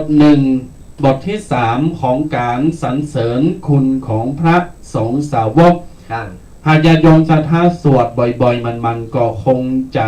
ฮู้แล้วก็คงจะจำได้ว่าบทนั้นอ่านว่าสมมติว่าถ้าสวดมนต์ตอนเช้าจะขึ้นต้นด้วยว่าโยโสแต่ถ้าตอนเย็นไม่มีจะสุปฏิปันโนไปเลยวันนี้อ่านว่าโยโสสุปฏิปันโนภควโตสาวกสังโฆแปลว่า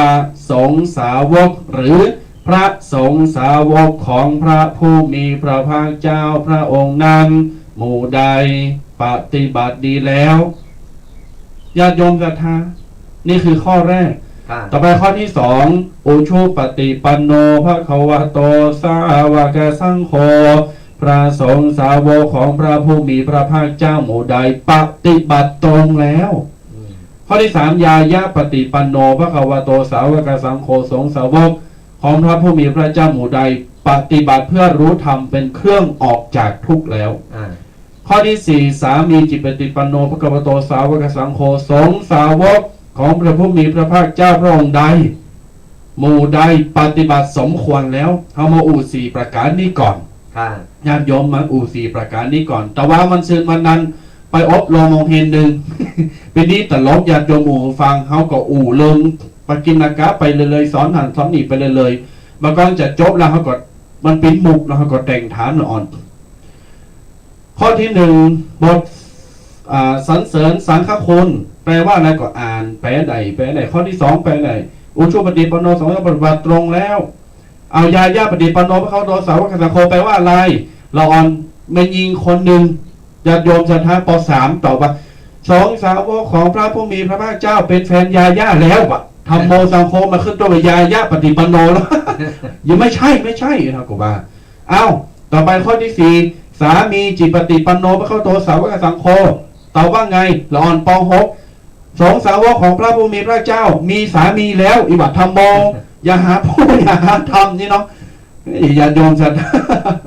อันนี้ก็เป็นกันละอ่อนก็ปิ้นเลิงแต่ลงไปเขาก็แปลงเขาเข้าใจเนี่ยมาถึงญาติโยมศรัทธาว่า4 ประการ4 ลำดับเนี่ยญาติโยมเข้าใจก็ไม่ใช่ว่านับได้นับสวดด้วยก็ต้องรู้ความหมายด้วยจะต้องหู้ด้วย1สุปฏิปันโนภควโตสาวกสังโฆสงฆ์สาวกหรือพระสงฆ์สาวกของพระผู้มีพระภาคเจ้าหมู่ใดปฏิบัติดีแล้วหมายความว่าหมู่ตุเจ้าตั้งหลายที่มาโบสถ์เนี่ยตุนใดพองติปฏิบัติดีแล้วนี่คือกำแปลง่ายๆ สตุเจ้าตั้งหลายทรงตั้งหลายที่มาโบสถ์เป็นลูกศิษย์ของท่านพระพุทธองค์เนี่ยหมู่ใดหรือว่าตุนใดเปิ้นปฏิบัติดีแล้ว ปฏิบัติดีปฏิบัติชอบแล้วไปตั้งศีลตั้งธรรมบางรูปโบสถ์มากก็อย่างที่ว่าที่เป็นข่าวกันนะเขาก็ไปอยากจะพิอูนะเพราะอันนั้นก็เป็นจิตมันส่วนโตเปิ้นและความคิดของเปิ้นเองอันนั้นคือปฏิบัติบดีก็อยู่ในกับในเปิ้นห้องว่ายังตัดกิเลสบ่ได้กิโลภก็ยังมีโลภโมโทสันนั่นคือมาในกายเปิ้นยังตัดบ่ได้เองครับปฏิบัติดีก็แห่งในหนึ่งก็คือปฏิบัติตามขั้นลองครองธรรมอยู่ในศีลในธรรมแบบระเบียบของความเป็นตุเจ้าที่จะต้องปฏิบัตินั้นสังเกตพอญาติโยมพฤติกรรมของพระของเนนหรือว่าของโยมมันจะต่างกันโดยอัตโนมัติสมมติว่าคนหนึ่งเนี่ยพอใจคนหนึ่งเนี่ยวันนี้ยังใส่เสื้อใส่เตียวย้ำเด็กแต่ผมโหย้ำเด็กโกนโหกูคิ้วต้มแรงมาขูดโหขูดคิ้วนุ่งขาวเด็กลอยเต็มจะบวชพรุ่งนี้บวชเป็นพระบวชเป็นตุ๊เป็นเนนใส่เหลืองป๊บกิริยาอาการเปลี่ยนทันทีโดยอัตโนมัตินะสังเกตพอญาติโยมเวลาขณะติเตียวตอนใส่เตียวแล้วเตียวไปเตียวมาแล้วสอนใส่สบงปุ๊บใส่อังสะครองผ้าห่มดองเรียบร้อยปริมณฑลปุ๊บการเตียวโดยติมต้องมีภัยมาสอนมันจะเปลี่ยนโดยอัตโนมัตินี่คือเริ่มปฏิบัติดีนี่คือความขลังและความศักดิ์สิทธิ์ของผ้าเหลืองหรือว่าบรรทว่าผ้ากาสาวพัดเนี่ยญาติโยมนี่คือปฏิบัติดีคือมันมีอนุภาพมันคือมีอนุภาพแบบใช่บอกหูมาหันลองไผ่กว่าบัตรสัมผัสบอกหูนะครับแล้วปัจจัยว่าคือกิริยาท่าทางเป็นอย่างเดียวหน้าตาก็เป็นด้วยหน้าตาจะผ่องใสขึ้นมาสดชื่นสดชื่นจะเป็นเลยว่าอุ้ยโกนโหแล้วแล้วขนลุกคือมันเป็นเรื่องจริงสดาญาติโยมต่างสังเกตพอเถอะก้อนเฮาโบสถ์ลูกโบสถ์หลานหรือโบสถ์ไผก็ตามนี่นะเฮาพอสภาพตอนที่ว่าเปิ้นยังบ่ได้นุ่งผ้าเหลืองก่อนใส่ผ้าเหลืองปุ๊บเอาละทีนี้คือมันจะเป็นไปหมดเลยกิริยาท่าทางความสำรวมกำจ๋าคือจะมีความระมัดระวังละความสำรวมง่ายๆคือจะมีความสำรวมในโตเสร็จแล้วก็รัศมีมันจะเปล่งเลยรัศมีจะเปล่งจะแบบหน้าตาจะผ่องใสสดชื่นแจ่มใสขึ้นมาเลยมันเป็นอย่างอี้มดเนี่ยคือเป็นห้องว่าอำนาจของผ้าเหลืองอำนาจของผ้าไตรผ้าเหลืองหมายถึงอย่างสีเหลืองคือเหลืองเปลวไฟเหลืองที่เผาผลาญเผาผลาญมารเผาผลาญกิเลสทุกสิ่งทุกอย่างในร่างกายของเขาคือมันจะเตอเนื้อเราไปใส่ผ้าเหลืองปุ๊บเหมือนเขามีเปลวไฟเปลวเพลิงเนี่ยสีเหลืองของเปลวเพลิงเนี่ยมันจะเผาผลาญในร่างกายของเขามันทำให้เขาเตือนสติเขาตลอดเวลาเขาจะเย็นจะทำอย่างนี้มันจะเตือนสติเขาได้แต่ไฟนั้นเจ๊ห้อนนะเป็นไฟเย็นเป็นไฟเย็นเป็นไฟแห่งบุญไฟแห่งบุญแต่ว่าคืออนุภาพมันจะเผาผลาญคือเผาผลาญจะเปกับกายจะเป็นจิตเป็นใจของเขาเลยมันจะเป็นอย่างนั้นเปิ้ลนึกบอกว่าคนสมัยก่อนว่าอย่างน้อยต้องคือคนตีเป็นละอ่อนตีจะแต่งงานจะยังก็ตามเถอะขอใหญ่มาหน่อยปุ๊บหือโบสถ์ก่อนโบสถ์แล้วเป็นห้องคนซุกคนซุก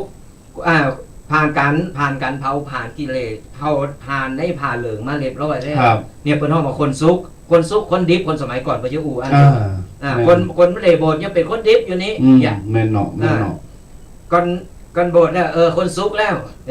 ก็คือจะมีนำหนาว่าเป็นน้อยเป็นนานก็คือผ่านการได้ปรุงแต่งเพิ่มเติมเหมือนข้าวแกงเหมือนอย่างบรรนุนแกงหนุนแกงหนุนใส่จิ้นหมูบรรนุนมันเป็นหน่วยแกนยังเก่าอยู่ในตุนตราได้ที่ห้องไปครีมไปเอามาฟันมาลงหม้อมาแกงมาตำน้ำพริกมันก็ยังเป็นหนุนเป็นแก่นแต่ตราบได้ที่เขาเอาไปผ่าไปฟันไปล่างไปลงหม้อไปแกงไปปรุงผ่านความร้อนผ่านเกลือไปสามารถตักกินได้นี่คือผ่านการปรุงมาเรียบร้อยนี่คือคนซุกสามารถกินได้และใช้ประโยชน์ได้เพราะอย่างน้อยเนี่ยศีลธรรมมันยังคลองจิตคลองใจยังมีในจิตในใจยังมีศีลธรรมอยู่และอย่างหนึ่งไผ่ใดโบสถ์ปุ๊บเนี่ยจะได้สมบัติจากพระสัมมาสัมพุทธเจ้าคือ จะได้สมบัติติดโตเลยใส่พอเขาใส่ผ้าเหลืองใส่ยังปุ้นนะสมบัติติดโตของเขาก็คือพระสัมมาสัมพุทธเจ้าเปิ้นหื้อเขามา1 ล้าน โหล้านโหล้านโหล้าน โหล้านแล้วก็บาทน้ำแก่น1 บาทน้ำแก่น ล้านบาท 1 ล้านบาท แม่นเนาะนี่ อันนี้คืออานิสงส์และข้อดีของการโบสถ์นั้นในเมื่ออู่ถึงการโบสถ์แล้ว อู่ถึงการปิ้นตูปิ้นเนนแล้วญาติโยมศรัทธาด้วยสถานการณ์ปัจจุบันโควิด และก็ด้วยหน้าที่การงานหรือทุกสิ่งทุกอย่าง หากว่าญาติโยมศรัทธาเนี่ยฝ่ายอุบาสกหรือว่าปัจจัยอยากจะชำระพัฒนาใจพัฒนาตนเพื่อการพัฒนาคนพัฒนางานคนสำราญงานสำเร็จอยากปรุงตัวเองให้สุขและใช้ประโยชน์ได้ จะใจเวลาคือเกิดประโยชน์เยาวชนละเอ็กละอ่อนก็เหมือนกันเวลาสอบไปพากวันพูวันฮือแล้วเนี่ยบ่ฮู้จะไปไหนพ่อแม่ผู้ปกครองฟังเนิ่นละอ่อนฟังพอเจอญาติโยมศรัทธาส่งกุลบุตรลูกหลานส่งมาบวชนี่คืออานิสงส์หลายแสนมหากัปญาติโยมการบวชหมายความว่าใหญ่โบสถ์ก็เป็นเนนถ้าเป็นละอ่อนอายุตั้งแต่12 13ปีต้นไปก่อนจะถึงอายุ20 ปีบริบูรณ์ให้บวชเป็นสามเณรถ้า20 ปีขึ้นไปเรียบร้อยถึง100 ปีนะถ้า100 ปีต้องมาโบสถ์ละโบสถ์ในบ้านเพิ่นน่ะ20 ปีขึ้นไป30 40 50 60อีน่ะเชิญมาโบสถ์เป็นตุเจ้าอุปสมบทได้นี่คือการปรุงสุขญาติโยมใจเวลาคือปิ้นประโยชน์และเป็นการพัฒนาจิตใจของเฮาโดยและก็เป็นการชาร์จพลังชาร์จแบตโตของเฮาโดยถือโอกาสเข้าวัดมาโบสถ์พี่น้องศรัทธาก็ฟังการโบสถ์ล้อโบสถ์ที่ไหนโครงการอุปบันพชาอุปสมบทภาคฤดูร้อนประจำปี65เนี่ยวัดช้างคำอำเภอป่าซางจังหวัดลำพูนโดยท่านพระมหาประสิทธิ์ธรรมาภินันโทท่านขอเมตตาอุจากัตมาภาพว่าก็จะช่วยกันอนุเคราะห์ประกาศบอกบุญประชาสัมพันธ์ไปโครงการนี้ท่านจะเริ่มตั้งแต่วันที่24 มีนาคมหมายความว่าวันที่24แฮม3 อาทิตย์เนี่ย24 มีนาปากันมาในวัดจังกำลงทะเบียนอย่างเรียบร้อยแล้วญาติโยมศรัทธาเอาลูกเอาหลานมาขูดโหขูดกิ้วหมายความว่าโบสถ์นาคกำบ้านเฮาก็ขูดโหขูดกิ้วปงผมเนาะโบสถ์นาคนั่นน่ะญาติโยมวันที่25 มีนาเปิ้นจับโบสถ์นุ่งเหลืองห่มเหลืองหมายความว่าประกอบพิธีทางศาสนาจะปรุงจัดแต่งให้เป็นสามเณรให้เป็นพระให้เป็นเหล่ากอของพระพุทธศาสนานี่เพราะฉะนั้นแล้ววันที่24 25เป็นต้นไป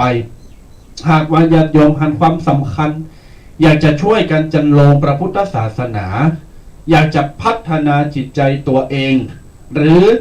ลูกเต่าเหล่าหลานเฮาได้ไปธุระปะปังมันใจเป็นปีหรอกมันใจเป็นปีกึ่งเดินได้ญาติโยม15 วัน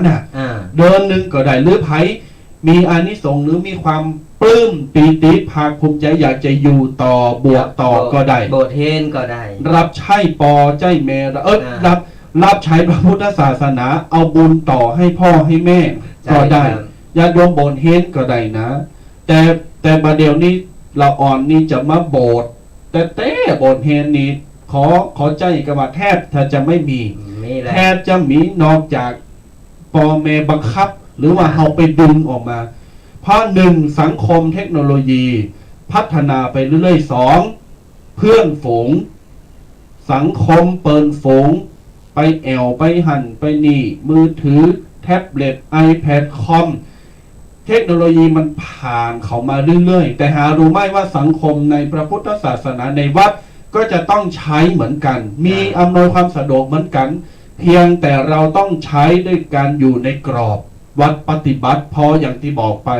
ใส่เหลืองห่มเหลืองแล้วก็จะต้องหู้ว่ารักปฏิบัติอย่างไรดังนั้นมีลูกมีหลานฝากเรื่องประชาสัมพันธ์วันที่24 มีนา25 มีนา24นุ่งขาวห่มขาวขูดโหขูดกิ้วปล่อยผมหนัก วันที่25 มีนาก็จะโบสถ์ปิ้นตุปิ้นผักที่วัดช้างคำอำเภอป่าซางจังหวัดลำพูนญาติโยมติดต่อโทรศัพท์ไปได้ติดต่อสอบถามได้ตอนนี้ในข่าวว่ามีตุเจ้า3มีเนน2ละที่จะโบสถ์นะครับ จะเจ้าอู่กันละโทรหากันว่าบัดเดี๋ยวนี้มีอุบาสกที่จะโบสถ์ปิตุเจ้ามี3คนแล้วที่มาลงทะเบียนลงจือไว้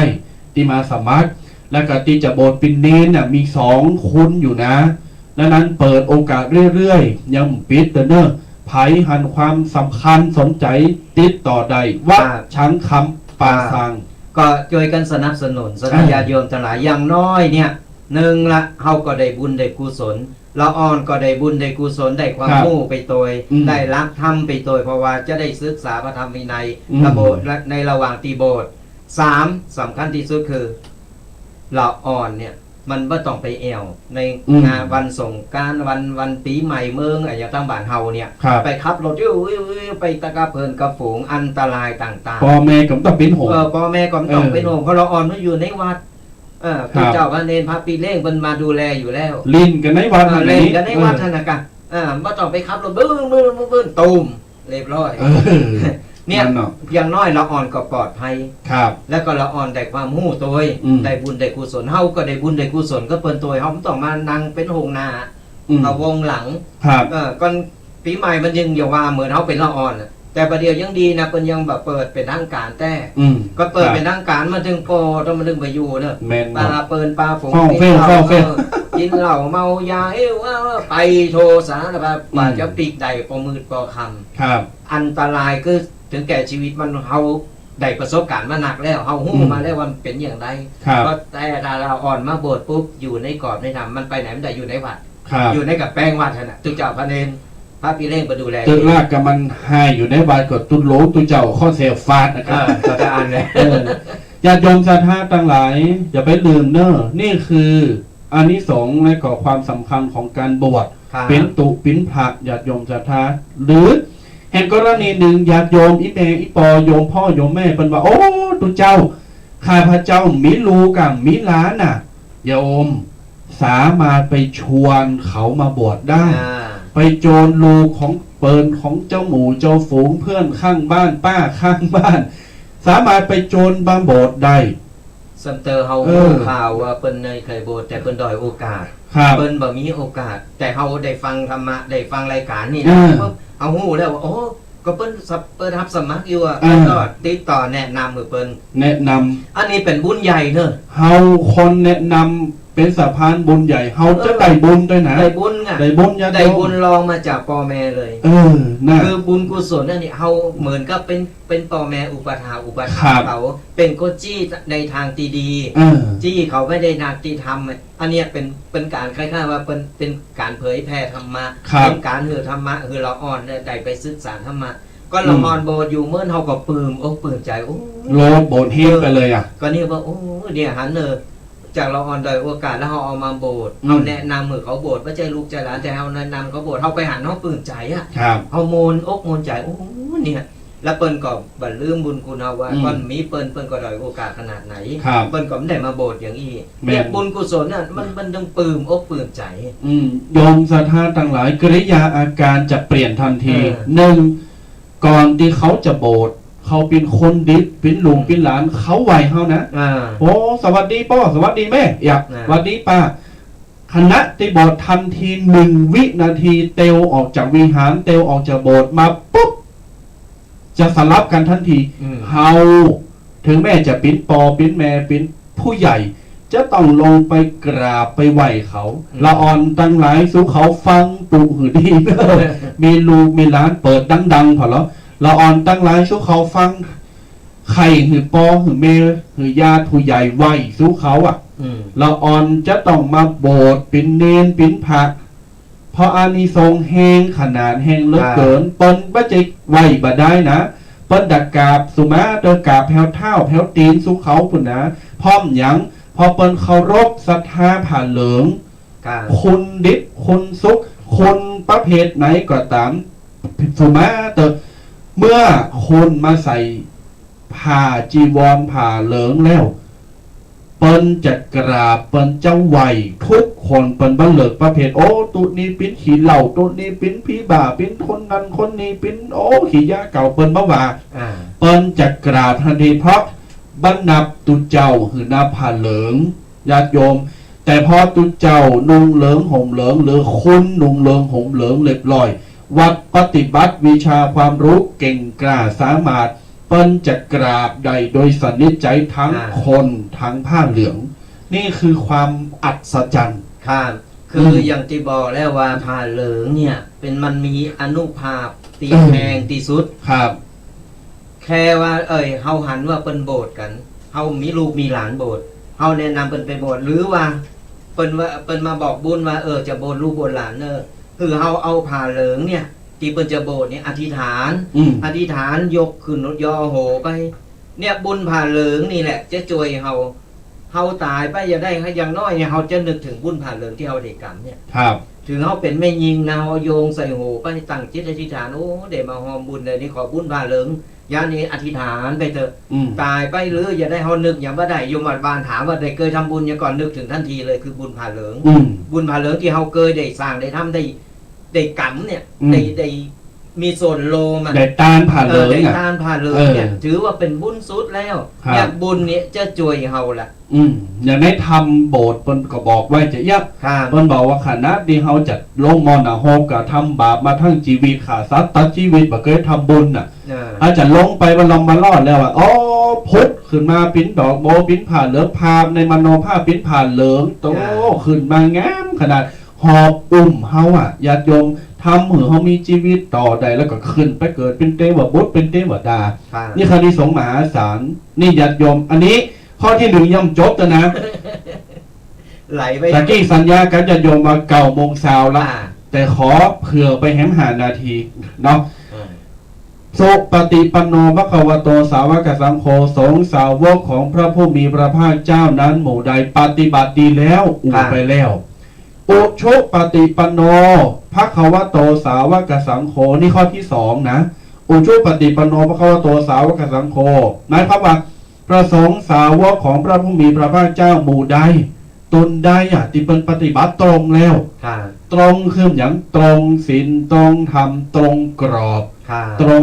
กริยามารยาทไม่ออกนอกกรอบไม่ออกนอกรอบตรงความเป็นธรรมตรงความถูกต้องดังนี้เป็นต้นประหยัดเวลาเนาะข้อที่3ยายะปฏิปันโนภควโตสาวกสังโฆบัจจัยแปลว่าสงฆ์สาวกของพระผู้มีพระภาคเจ้าเป็นแฟนยาย่าแล้วเนี่ยมันใจนะอย่าละอ่อนใจเนอะยายะปฏิปันโนภควโตสาวกสังโฆแปลว่าสงฆ์สาวกของพระผู้มีพระภาคเจ้านั้นหมู่ใดปฏิบัติเพื่อรู้ธรรมเป็นเครื่องออกจากทุกข์แล้วในความบางอย่างปฏิบัติธรรมเปิดที่จะปิ้นเกราะป้องกันแล้วก็เอาโตเอาจิตเอาใจออกลุดไปจากของความเป็นตุกของความที่มันมีความเศร้าโศกเสียใจของกิเลสตัณหาความโกรธโลภหลงต่างทุกสิ่งทุกอย่างนี่คือลุดพ้นไปเลยปฏิบัติเพื่อที่จะว่าหือมันมีความขี้โลภขี้โกรธขี้หลงมีความใครใดใครปิ้นใครมียังลุดไปเลยญาติโยมนี่คือยายะปฏิปันโนต่อไปสามีจิปฏิปันโนภควโตสาวกสังโฆสงฆ์สาวกของพระผู้มีพระภาคเจ้าหมู่ใดไม่ใช่ว่ามีสามีแล้วอย่าหลอดวาน้ำใจนะสงฆ์สาวกแปลว่าสามีจิปฏิปันโนภควโตสาวกสังโฆแปลว่าสงฆ์สาวกของพระผู้มีพระภาคเจ้าหมู่ใดปฏิบัติสมควรแล้วเป็นปฏิบัติสมควรแล้วข้อหนึ่งคือเป็นปฏิบัติดีแล้วตัวเจ้าตุนได้เป็นปฏิบัติดีแล้วข้อที่2ตัวเจ้าตุนได้เป็นปฏิบัติตรงแล้วข้อที่3ตัวเจ้าตุนได้เป็นปฏิบัติเพื่อรู้ธรรมเป็นเครื่องออกจากทุกข์แล้วมาข้อที่4ตัวเจ้าตุนได้เป็นปฏิบัติธรรมสมควรแล้วทำอันสมควรทำอันทำให้งามญาติโยมศรัทธาทั้งหลายเวลาเราอยู่ในกรอบในศีลในธรรมประกอบจึงจะทำหือกริยาอาการกริยามารยาทคำพูดอย่างที่ไปแต่เจ้าเนี่ยมันเปลี่ยนมันปรับไปโดยอัตโนมัติทันทีเลยเนี่ยครับนี่คือ4ข้อญาติโยมศรัทธาต่างหลาย4ข้อ ทีนี้เฮาได้สัญญาครับญาติโยมศรัทธาแล้วก็เดี๋ยวจะว่าอ๋อตัวเจ้าอู่ให้มีหัน ตุเจ้าสองตอนนี้อูนัก ปากนัก บะย้อมเปิดสายนะไม่สักเตอไข่อูโดย อู่นักตอนในว่าเขาปากนักเนี่ยอ้าวโยมศรัทธาทั้งหลาย เมื่อได้ยินได้ฟังแล้วรู้สึกว่าโอ้โมนอกโมนใจ ดีอกปลื้มใจ ฟังแล้วเข้าใจดีมนหูมนใจสบายใจขนาดแล้ว สัญญาณปิ้นจะได้ฟังแล้ว โอ้ชัดแจ๋วเนอะวันนี้โยมแม่จือนี้ฟังอยู่ที่ไหนบ้านไหนรายงานตัว สายหน้าไมค์เปิดแล้วณบัดนี้082-611-2245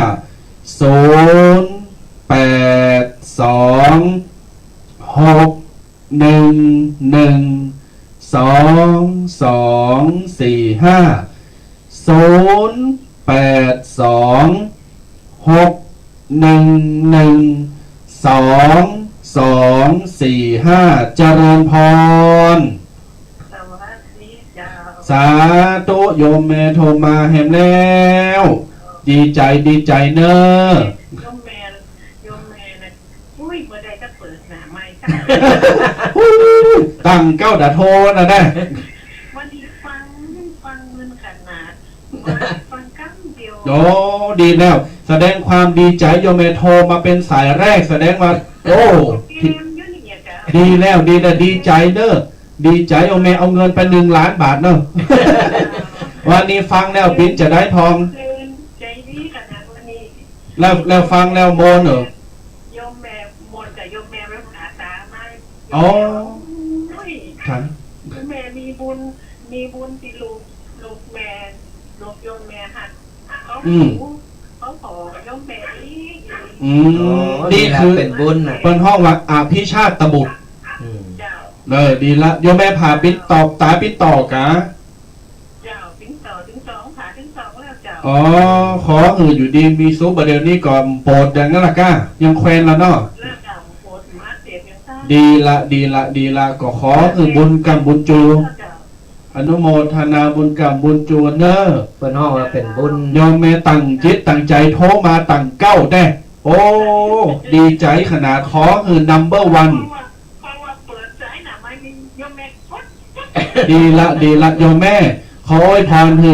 ลูกหลานถ้ามีหน้าที่ตำแหน่งการงานตีดีเนอะวันนี้โทรมาสายแรกในความตั้งใจขอให้เป็นที่หนึ่งตลอดกาลสาธุกำลังใจของกา สาธุเจริญปนอ้าวผมใจว่าสายต่อไปจะน้อยใจนะเฮาจะอวยพรจะกูคนเนาะผมใจว่าเป็นโทรมาคนแรกอวยพรไปแล้วกุ้มโทรเลยผมใจนะญาติโยมนี่โทรมาเห็นแล้วเจริญพรนี่ใครโทรเนี่ย ตลอดหลายเดือนแล้ว อ๋อหลายเดือนแล้ว อันนี้โยมแม่อยู่ตรงไหน ท่านเป็นคนพระยอมยังไม่ตั้ง ปินคุณยองใช่แล้ว และท่านมาถ่ายข้าววัดทุ่งดิบเหลือไว้นะ วัดอะไรนะ วัดทุ่งดิบเหลือสารพีว่า ทงคีเสือสารพีท่ามหาอภิวัตใช่ไหม ใช่ เคยไปจำได้ไหม อ๋อ ถามไปเลี้ยง อ๋อจำได้ละ นี่เดี๋ยวตอนนี้ท่านอยู่ซอยนางแก้วหรือเปล่ามันเป็นงานท่านอันไหม ตอนนี้เหรอ ไม่ใช่เวลาตอนมีงานจะไปหรือเปล่า อ๋อตอนมีงานน่าจะไม่ได้ไปโยมแม่ น่าจะงานตรงกันน่ะเนาะ จะไปเอาเงินขาดไปเรียนก็ติดขาด อ๋ออนุโมทนาโอ้ ครูเอาเข้ามาหาอภิชาติเลยมาโทรคุยกัน อ๋อโอ้เสียดายจังเลยไม่เป็นไร ไม่ให้ท่านด้วย เดี๋ยวถ้ามีโอกาสไปวัดทุ่งขี้เสือจะได้เจอกันที่นั่นเนาะโยมแม่เนาะจะฉันส้มตำอร่อยอีกครั้งหนึ่ง แม่หอมเมื่อก่อนมีคนไปก็ถามหอมนี่ท่านไม่เขา อ๋อไม่เป็นไร ก็เป็นอัมพฤกษ์ อืม ลดไม่ได้ ไม่เป็นไรเดี๋ยว อยากไปแต่วันนั้นโยมเดี๋ยวก่อนโยมจะขอที่อยู่ท่านจะส่งเมี่ยงคำให้ฉัน อ๋อ เมี่ยงคำได้เดี๋ยว หลังจากจบรายการเดี๋ยวจะโทรกลับไปเนาะโยมแม่เนาะ จ้าจ้า ได้อนุโมทนาเนอะ จ้า เจริญพรเจริญพร6143มัสการเจ้า สาธุอันนี้ยองตังใดเห็นเปล่า ย่อมหัวใจตา หวยไส้หวยยาบได้ เจ้า ดาวหวยไส้หวยยาบวันนี้ฟังแล้วปิดจะได้พองโยมแม่ ฟังก่อนเลยที่นี่จะ โมนดีแต้ ฟังเสมอตีหนึ่งกัน โอ้ทำโมลุงเจ้าแกเจ้าวาที่หนึ่งอ่ะอี มันนึงถึงเวลามันก็ถึงแล้ว อ๋ออันรับกี่โมง6 โมง 7 โมงกี่เขาแรงกว่ารับอะก้า รับเดี๋ยวมันไม่ใครรับ อ๋อตีหนึ่งก็รับอะก็ตื่นแล้วอี ตื่นแล้วมันถึงเวลาก็ตื่นแล้ว อ๋อดีแล้วอย่าเพิ่นว่าลูกเจ้ากินพักตังปลายลูกควายกินพักตังเก่า ลูกเจ้าได้หลายลูกควายได้หน่อย เจ้า ได้แม่นออนุโมทนาเนอะโยมแม่เนอะ เจ้ามันก็ได้การขายอย่างนี้ เอาใจแล้วโมทนาโยมแม่เนอะสาธุบุญหักษาเจริญปอน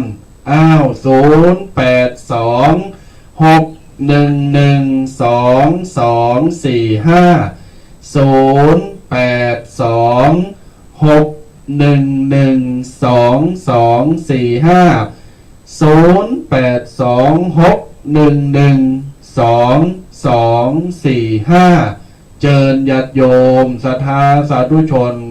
โทรเข้ามาอู่จ๋าปรึกษาหนาไมโทรมาถวายกำลังใจใดเด้อโยมพ่อโยมแม่ทั้งหลายเด้อ โทรมาให้กำลังใจกันเนอะสาธญาติโยมทั้งหลายตะวานี่รูกันวันนี้ ตอนนี้สายวาง สายวางแล้วโทรเข้ามาได้เลย มีอย่างใครอู่ใครใครปรึกษาหรือว่ามีลูกมีหลานใครเอามาโบสถ์เอามาฝากก็ติดต่อมาได้เนอะสาธญาติโยมตอนนี้ที่เราจะเอาไปโบสถ์ตีวัดจังกั้มนะอย่างน้อยคือเราอ่อนได้เป็นคนสุขจะได้เราก็ได้บุญได้กุศลได้อานิสงส์ไปโดยที่วัดมงน้อยก็มีเหมือนกันเนอะสาธญาติโยมจะไปโบสถ์ที่วัดจังกั้มในวันที่25นี้อันนี้จะโบสถ์เฮนอันนี้ก็เป็นดอยโอกาสก็เลยจะเอาไปโบสถ์เฮนโดยก็สาธญาติโยมวางเว้นหรือว่าใครไปลมกินลมตาลหรือว่าใครไปมีลูกมีหลานจะเอาไปโบสถ์ก็ติดต่อมาได้หรือว่าจะเอาไปลมกันที่วัดจังกั้มก็ได้24แล้วก็25เดินนี่เนอะสาธญาติโยมทั้งหลายโทรกันเข้ามาได้ตอนนี้สายวางแล้วเนอะตูเจ้าเพื่อก็วางที่เจ้าอู่จะตอบจะท่องกัน0826112245นี่เขาต้องย่ำกันบ่อยเนอะเลยงั้นนี่เบอร์โทรนี่เจริญพรสาธุอันนี้โยมแม่โทรมาเป็นสายที่4นี่คือพระเจ้า ฮะ ไม่เอามาในบ้านนี่คือ หน้ากาไม่อภัยโทรมาเป็นสายที่4ในการจำเสียงได้ละ วันนี้แม่ฟังแล้วม่วนก็เป็นได้พ่อแม่ตั้งดอยสะเก็ตฮอตป่ะเนี่ยก็สบายอกสบายใจเนาะหน้ากาอนุโมทนาบุญรักษาบุญกรรมบุญจูบุญกินบุญตาเนอะเลินพรสาธุนี่แม่คือสันดอยสะเก็ดนี่ดอยสะเก็ดแฟนพันธ์แท้ญาติโยมศรัทธาต่างหลาย9:33 นาทีโทรมาได้อู่จ้ากันคือกำลังใจเนอะรายงานตัวเนอะว่าอยู่จื้นหยังอยู่ที่ไหนรายงานตัวเนอะญาติโยมเนอะ0826112245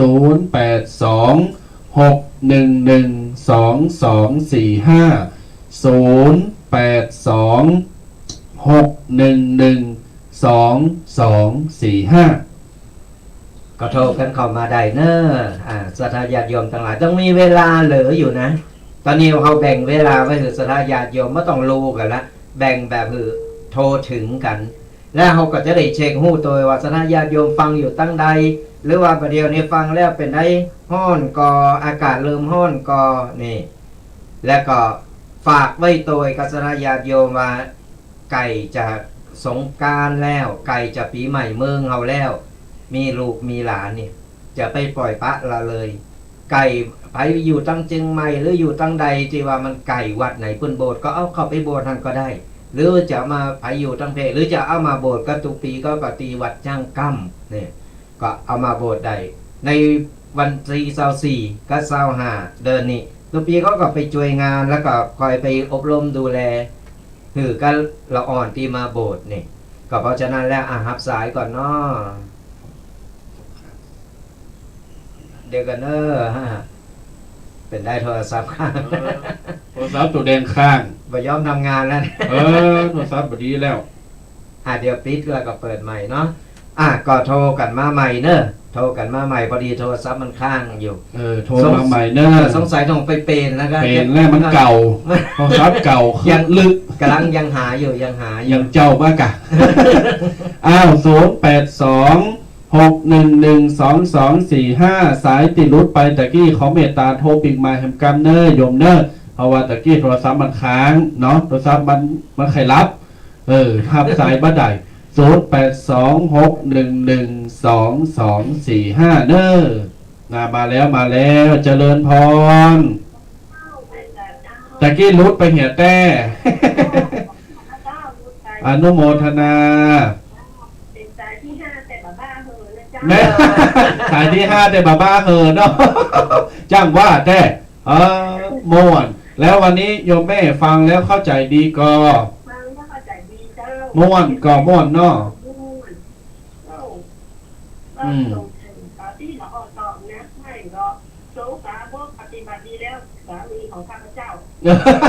สามีจิปฏิปันโนหาว่าพระสงฆ์สาวกมีสามีแล้วอีบะ ละอ่อนมาว่าไปเลยนะ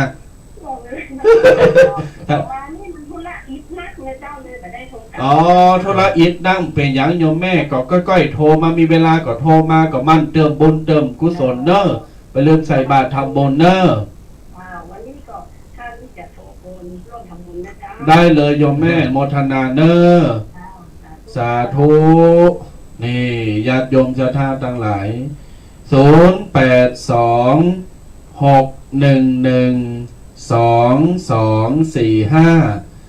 0826112245 ยมปอยมแมวฟังอยู่ตั้งได้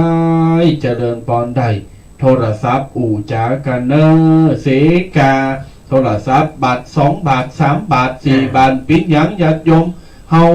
ถือว่าเฮาปูจาทำการโทรศัพท์ที่เฮาเซไปนี่นะเวลาเฮาโทรมาเนี่ยเฮาเซไปแล้ว2 บาท 3 บาท 5 บาท 10 บาทจังมัดถือว่าเป็นการปูจาธรรมพระเจ้าปูจากุณของพระเจ้าปูจาธรรมคำสอนปูจาความโหที่เฮาได้มาละกันมันจะว่าจะนานจะหลายทีมสุมาถึงข้องไปเสียงอย่างอื่นน่ะหอวอยจุดหวยเนี่ยมันยังเสียงปินร้อยปินปันปินแสนกำมันได้มาก็เจ้ากำแรงแยงกำเผานะกะญาติโยมแต่อันนี้เฮาเสียไป2 บาท 3 บาท 10 บาท 20 บาทโทรมาอู่กับตุเจ้าได้กำให้นะถึงแม้ว่าจำได้สตังค์ได้สิ่งของได้ปัจจัยได้มาฟังอีกครั้งละคำหนึ่งได้แต่ได้กำลังใจเฮาได้ธรรมะได้คุณธรรมได้วัคซีนทางจิตใจได้ความสนุกได้ความโมนได้อายุวัฒนะขึ้นไปเห็นเนี่ยญาติโยมกินข้าวลำน้ำก็ลงรับฟันดีอันนี้เป็นต้นนั้นก็ญาติโยมศรัทธาเนอะโทรมาอู่จ้าถวายกำลังใจปันกันแดงกองทีมวานิโปโทโลละที่วันนี้นี่ดักปิ่งยิงวอยมันเป็นวันติดมันอาจจะพากันไปกินข้าวพากันไปแอวเพราะว่ากำเดียวทันตุพระประพันธ์เพิ่นก็จะปาไปถวายเพลพอตะกี้เพิ่นบอกเดี๋ยวจะไปถวายเพลเนอเพิ่นบอกตะกี้เดี๋ยวอย่าปาไปลองเลยญาติโยมศรัทธาสาธุชงท้ายชุดชงลินวันลินวันตัวแดงนี่แหละเพิ่นว่าก็ต้องโกเพิ่นรูอู่เนี่ยเอามาทัดชุดชงเอามาเป็นคนจีนละเพราะว่าอย่างว่ากู2 ตนนี่นะไปไหนนี่นะ มันต้องรูไม้กัน เออ รูไม้กันโกมันรูอู่กัน นั่น เพราะฉะนั้นยอมไผ่บ่ยอมไผ่นะ อืมญาติโยมศรัทธาทั้งหลาย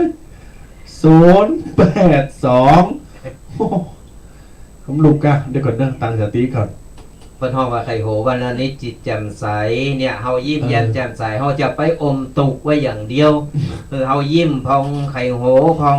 แต่ไข่โหวันคำก็บ่ได้นะเฮาไข่โหพองบ่ไข่โหพองเฮาก็ยิ้มแย้มแจ่มใสอายุวัฒนะนี่จิตใจเฮาก็เจอจืนบานน่ะสถานญาติโยมจิตใจเฮามันจืนบานเฮาก็หน้าตาก็ผ่องใสบักแก่เร็วเลยนะไผยิ้มไผยิ้มไปไข่โหบ่อยนี่นะ แม่นเนาะ มันถึงบักแก่เร็วเพราะว่าเฮาได้บริหารหน้า แสดงว่าตูแดงเพราะไข่โหเนาะ อันนี้ไข่โหทั้งวัน อันนี้ขนาดไข่โหนะ อย่าขนาดนี้ ญาติโยมดักปิงเนื้อเดียวจะน้อยใจนะน้อยอกมองใจน้อยอกมองใจบ่มีไหนเต้าอย่างเพลงปีใหม่เป็นวาน้อยใจนะญาติโยมบ่โทรมา0826112245ถ้าญาติโยมโทรมาก็จะซออ่อนญาติโยมนะมาหลับปีเขาจะปิ้นจังซอหรือญาติโยมฟังนะโทรมาเนออย่างที่บอกเนี่ยจุปีแกว่าสระญาติโยมเนี่ยก่อนไผตีเป็นปอครูแม่ครูเป็นปอครูแม่ครูหรือว่าเป็นมีข่าวมีจ้อยมีซอมีอย่างหรือว่าตามกลุ่มต่างๆเนี่ยไผที่ฟังใน Facebook หรือว่าในกลุ่มต่างๆในกลุ่มฮาวกลุ่มข่าวกลุ่มกลุ่มจ้อยนี่นะก็สามารถเอามาจ้อยมาซอกันได้เนอะเขาจะเปิดโอกาสอย่างนี้แหละคือสระญาติโยมเนี่ยได้มาจ้อยมาซอเพราะว่าเขาจะได้อนุรักษ์กันเอาไว้สระญาติโยมทั้งหลายเพราะอย่างน้อยเราอ่อนรุ่นหลังเนี่ยมันจะได้หู้ได้ว่าอ๋อแต่ก่อนเป็นอย่างนี้เนอะแต่ก่อนเป็นอย่างนี้มันโมนฟังแล้วมันโมนเขาจะได้ระลึกนึกถึงบรรยากาศเก่าๆกันเนี่ยเพิ่นถึงบอกว่าเฮาอยู่ถิ่นใดเฮาอยู่ที่ไหนเนี่ยคือเฮาอนุรักษ์วัฒนธรรมในถิ่นของเฮาไว้เป็นเอกลักษณ์เลยเป็นเอกลักษณ์ที่ว่าคือไผไปไผมาไผเกาะไผฮู้ไผหันเหมือนที่ว่าแต่ละบ้านแต่ละหมู่บ้านก็จะมีเอกลักษณ์ของตัวเก่าด้วยแต่ละภาครับสายก่อนเนาะเจริญพรเจริญพรอยู่องค์บรรลุนะคะ บรรลุละรอบนี้บรรลุละความเทศทุกวันทุกตนทุกองค์นี่หามันมากมาได้กันเลยโทรแต่ว่าทุกเจ้าก็จะเซลไปเหมือนกันทุกเจ้าก็เซลจ้างเหมือนกันล่ะอย่าจ้างชอนนะแต่มีเจ้าโยมขอเซลจ้างอันอากาศกินน้ำอ้อยน้ำตาลกับน้อยกันน้อยเนี่ยกะโยมวันนี้โยมแล้วฟังแล้วม่วนเก่าเป็นได้ห้องนะม่วนเนาะการอู้การสั่งสอนและเป็นธรรมะที่ดีเจ้าแน่นละเมละเพื่อทำเป็นตาลชนะกันเพื่อกูอย่างง่ายกะมันสร้างสมบูรณ์กุศลมันกินมันตาลโยมแม่ไปว่านไปวาวันศีลเนอดีแล้วดีละอย่าไปละไปขาดเนออนุโมทนาเนาะเจริญพรดูอันนี้เป็นเซลว่ะถามว่าตัวเจ้าก็อู้เรียนตัวเจ้าก็เซลจ้างเหมือนกันได้อีบะเรือนี่เขาก็เซลมาแล้วนะ อันนี้ยังเกิงอยู่นะญาติโยมเนอะ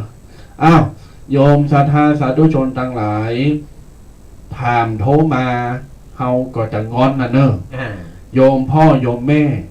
ไกด์ปล่อยแม่เขาโทรมาเขาดันหลักไห้2 จุนเขาดังงอนแล้วเขาจะชี้เขาจะกอดอกเราแป้งหน้าบึ้งเขาดึมดึมปากจะดาร์กไว้ยาเวลามานั่งเจ้ารายการเขานั่งแป้งหน้าบึ้งอย่าน้อยงอนนะกะใครใดกินขนมมากะโยมพ่อโยมแม่ประเดี๋ยวนี้8ว่ะ9:42-43 นาทีเหลือเวลาแฮม10 กว่านาทีเจริญพรญาติโยมศรัทธาเดชโทรศัพท์มามาจากันเนอร์โทร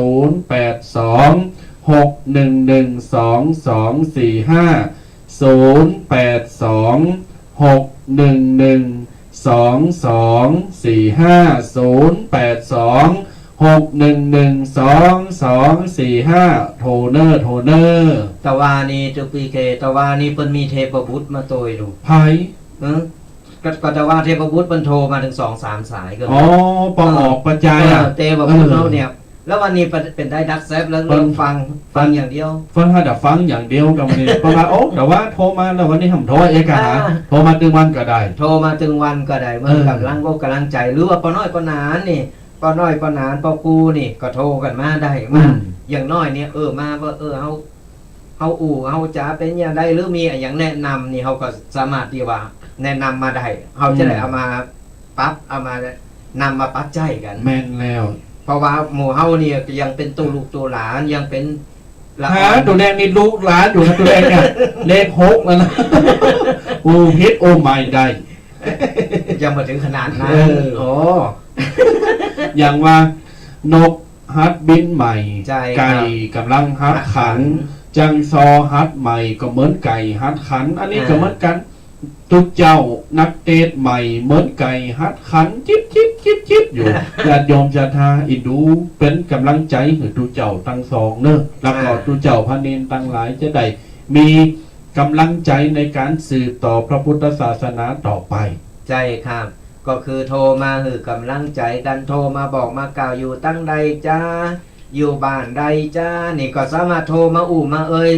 เวลาสมเตอร์นี่เฮาได้กิจนิมนต์หรือมีกิจที่จะผ่านไปทางปุนเฮาก็จะได้แวะไปตักไปตายไปไปจ้าไปไป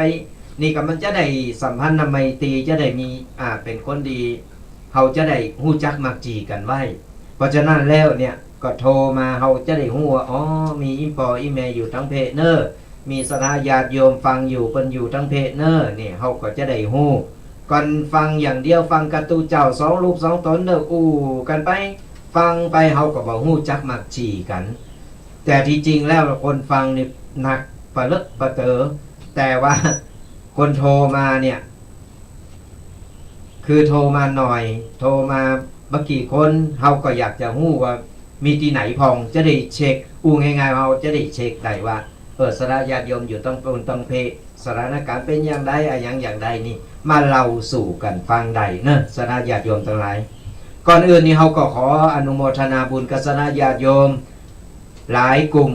ตุปีได้แชร์ไปในกลุ่มต่างๆทาง Facebook ทางช่อง YouTube นี่ก็ขออนุโมทนาบุญบอกบุญต่อๆกันเนอะเป็นการฮือธรรมะเป็นการที่เฮาได้เผยแผ่ธรรมะไปโดยเป็นการเอาบุญตัวกันเนี่ยการแชร์ในกลุ่มในกดไลค์กดแชร์กดฮือกำลังใจกดติดตามกันได้เนอะในช่อง YouTube ของตั้งสถานีหรือว่าในช่องของFacebook ต่างๆของตุปีเกตุปีแดงมีหลายๆแล้วก็ตามกลุ่มต่างๆนี่ก็ติเปิลอนุญาตเธอFacebook ของตุปีแดงนี่ได้เข้าไปในกลุ่มนั้นก็อนุโมทนาบุญมานะที่นี่ตัวแล้วใครที่กดไลค์กดแชร์หรือคอมเมนต์มานี่ถามต่างๆนี่หันหมดแล้วเนอะกันเดียวจะจบรายการเนี่ยเดียวตุปีก็จะตอบไปจะกดไลค์กดแชร์กดถือกำลังใจกันไปก็จะไปลืมนะสนาญาติโยมทั้งหลายทุกๆวันเสาร์อาทิตย์ตั้งแต่เวลา8 โมงถึง 10 โมงโดยประมาณก็จะได้มาพบปะเจอกระตุกเจ้ายองป่าสร้าง2 รูป 2 ตนจะมามาท่องกันที่นี่เป็นประจำกันทุกๆวันศุกร์วันเสาร์ตั้งแต่เวลา8 โมงถึง 10 โมงโดยประมาณครับญาติโยมศรัทธาต่างหลาย9:47 นาทีมีเวลาแหมตะวันนี่ลุบลับเนี่ยเขาถึงจะน้อยใจเนอะ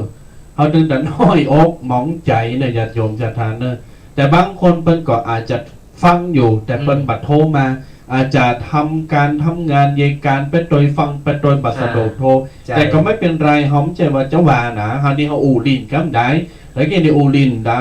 ถึงแม้ว่าเขาถือบัดโทรมาแต่เขาถือฟังกันไปอย่างเปิ้นอ่อนกันอากาศเปิ้นว่ารักวันละนิดอย่างก็รักน้อยๆแต่ขอให้รักนานๆรักตู้เจ้าน้อยๆแต่ขอให้รักตู้เจ้านานๆญาติโยมจะไปเคร่งเครียดลำไปเวลาเขาฟังเทศฟังธรรมว่าโอ้ตู้เจ้าเปิ้นว่าจะอั้นจะจะปิ้นจะตานใจอันนั้นแล้วเขาก็จะต้องแบ่งสรรปันส่วนคือถูกต้องเวลาตัวเจ้าคนจัดรายการหรือว่าอยากจะโทรมาก็สามารถโทรมาได้หรือว่าบัสโดก็ เป็นหยังคะแนนฟังก็แล้วกันขอฟังกันไปมึนๆมันเป็นยาอายุวัฒนะมงคลตัว ใช่ครับ ครับ ฟังแล้วก่อนอันใดดีว่าเก็บก้อนใกล้เอาใดก็สามารถนำไปปรับใจได้ ครับ เอาไปใจกับชีวิตประจำวันของเฮานี่เฮาก็จะได้เอาฟังธรรมะถึงวันนี่ก่อนเฮาฟังแล้วบ่นำไปปฏิบัติมันบ่เกิดผลบ่เกิดประโยชน์อย่างสดาญาติโยมเฮาฟังไปตัวเฮานำไปปฏิบัติกรรมใดที่มันถูกอกถูกใจเฮาก็เก็บไว้เสร็จแล้วก็เฮาก็เอาไปปรับใจในชีวิตที่เฮาใจประจำวันถึงวันเฮาจะบ่ประมาทในการใจชีวิตเฮาจะเดินทางในทางที่ถูกเพราะฉะนั้นแล้วเนี่ยฟังธรรมะแล้วก็นำไปปฏิบัติบ่ใจเอาไปหมดหรือไผเอาไปหมดก็แล้วแต่อันนี้อยู่ที่เจตนาของแต่ละบุคคลถ้าเฮานำไปสอนลูกสอนหลานหรือว่าไปเปิดถึงลูกหลานล่าอีล่าเอ้ยบาลาเอ้ยมาพอมาฟังทางเพจเนอเฮาก็เปิดถึงฟังธรรมะบะเดียวนี่มันบะเขตบะสิเลสน่ะสถาญาติโยมบะเขตบะสิเลสเนอเพราะว่าตุเจ้าพระเนรบะเดียวนี่เปิ้นปั๊บวิวัฒนาการปั๊บรูปแบบใหม่ในการเตะปั๊บแบบได้ก็อย่างตีสถาญาติโยมได้ฮู้ได้หันนี่แหละบ่ใจว่าไปนั่งหน้าธรรมาสแล้วก็ตุเจ้าก็รับโมแล้วก็รับซับโหประงกอยู่หั่นบะเดียวบ่มีแล้วเราอ่อนฟังได้คนใหญ่ก็ฟังดีนี่เราเราอ่อนไข่โหไปโตยเนี่ยเพราะว่าเปิดจะสอดแทรกธรรมะสอดแทรกเรื่องตีว่าคายเขตไปโตยจะปัจจัยไข่โหได้วันคำคืนหนึ่งอันนั้นก็อันตรายก็ตุเจ้าเหมือนกัน อย่างมีตัวอย่าง เพราะฉะนั้นแล้วเนี่ยเราก็จะเอาผสมประสานกันไปฟังธรรมะไปโตยไข่โหไปโตยผ่อนคลายไปโตยได้ความหู้ไปโตยเนี่ยมันเป็นอย่างนี้เพราะว่าเฮาใจกูสิ่งกูอย่างปั๊บแล้วก็วิวัฒนาการขึ้นไปมันได้สระญาติโยมที่ฟังได้ประโยชน์นักที่สุดถึงได้ถามว่าเป็นได้ฟังชัดก่อฟังดีก่อเฮาจะได้หู้ก็บางทีมีคืนมีอย่างอื่นมาโลกโกนเนี่ยฟังบัชัดฟังบาทันนัดขาดหายมันเยอะหือเสียอารมณ์กับทุกเจ้าก็ฟังบ่ฮู้เรื่องเนี่ยไอ้ขาดหายปุ๊ดขาดเฮาก็จะได้ก็สระญาติโยมโทรมารายงานปุ๊บเฮาก็จะได้เอามาปรับปรุงแก้ไขว่ามันบกพร่องตรงไหนบกพร่องอย่างใดนี่เฮาก็จะได้มาแก้ไขมาปรับปรุงกันใหม่แล้วเฮาจะนำสิ่งดีๆให้กับสระญาติโยมทั้งหลายครับญาติโยมศรัทธาสาธุชนทุกคนทุกท่านเหลือเวลา5 นาที9:51 นาทีก็ถ้าญาติโยมบัดโทรมาก็เป็นหยังคะแนนฟังไปเลยในผลสุดท้ายก็จะได้สรุปในปกิณกธรรมเนื้อหาสาระธรรมบรรณาการต่างหลายคือญาติโยมศรัทธาได้มีความเข้าใจกันเพิ่มขึ้นญาติโยมศรัทธาต่างหลายเพิ่นบอกว่าเวลาเฮาจะดังไฟเนี่ยหรือเวลาเฮาจะแหมกินเนี่ยเปิดแก๊สหรือว่าดังไฟถ้าปิ้นเตาอังโลเนาะเอาโหลใส่เอาเกะใส่เอาไม้เอาฟืนเอาหั่นเอานี่ใส่ไฟมันก็เพิ่มขึ้นมาแต่ตราบใดที่ไม่มีเชื้อเพลิงบะมีไม้บะมีฟืนบะมีเกะบะมีอย่างสักอย่างมีกาเตนดิ่มเดียวมีกาฐานเก๊กเด็กไฟมันก็สามารถจะประจุบ่สามารถจะมีพลังทำให้สิ่งต่างๆเหล่านั้นมันไหม้มันมอดได้ธรรมะก็เหมือนกันจิตใจของเฮาเนี่ยเปรียบเป็นไฟญาติโยมจิตใจเฮาอยู่บ่ได้เนี่ยถ้าสมมติว่าเฮาฟังธรรมะแล้วเนี่ยเอาธรรมะเอามาใส่ในใจเอาข้อคิดอันนั้นเอานั้นเอาศีลเอาธรรมเอาบุญเอากุศลมาใส่มันก็เปรียบเหมือนเฮาเอาฟืนเอาไม้เอาเชื้อเพลิงเอามาเติมมาเต็มเอามาเพิ่มคือไฟมันประจุเมื่อไฟมันประจุขึ้นจิตใจเฮามันฟูขึ้นมันมีพลังมีอานุภาพขึ้นเฮาก็จะสามารถอยู่ไปได้แห่งมึนเฮาก็จะสามารถมีชีวิตดีๆขึ้นไปแห่งพัฒนาตนพัฒนาคนพัฒนางานหือได้งอกงามต่อไปบุญกุศลก็เหมือนกัน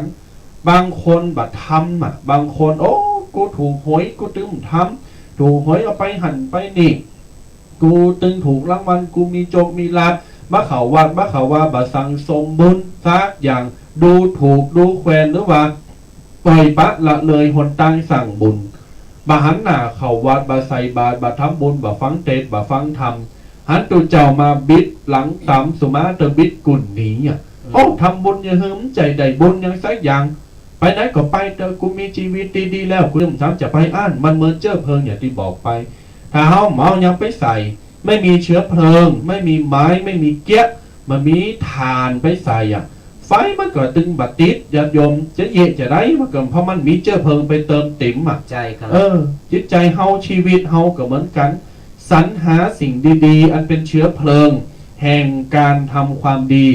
เชื้อเพลิงแห่งการที่จะนำชีวิตไปสู่สิ่ง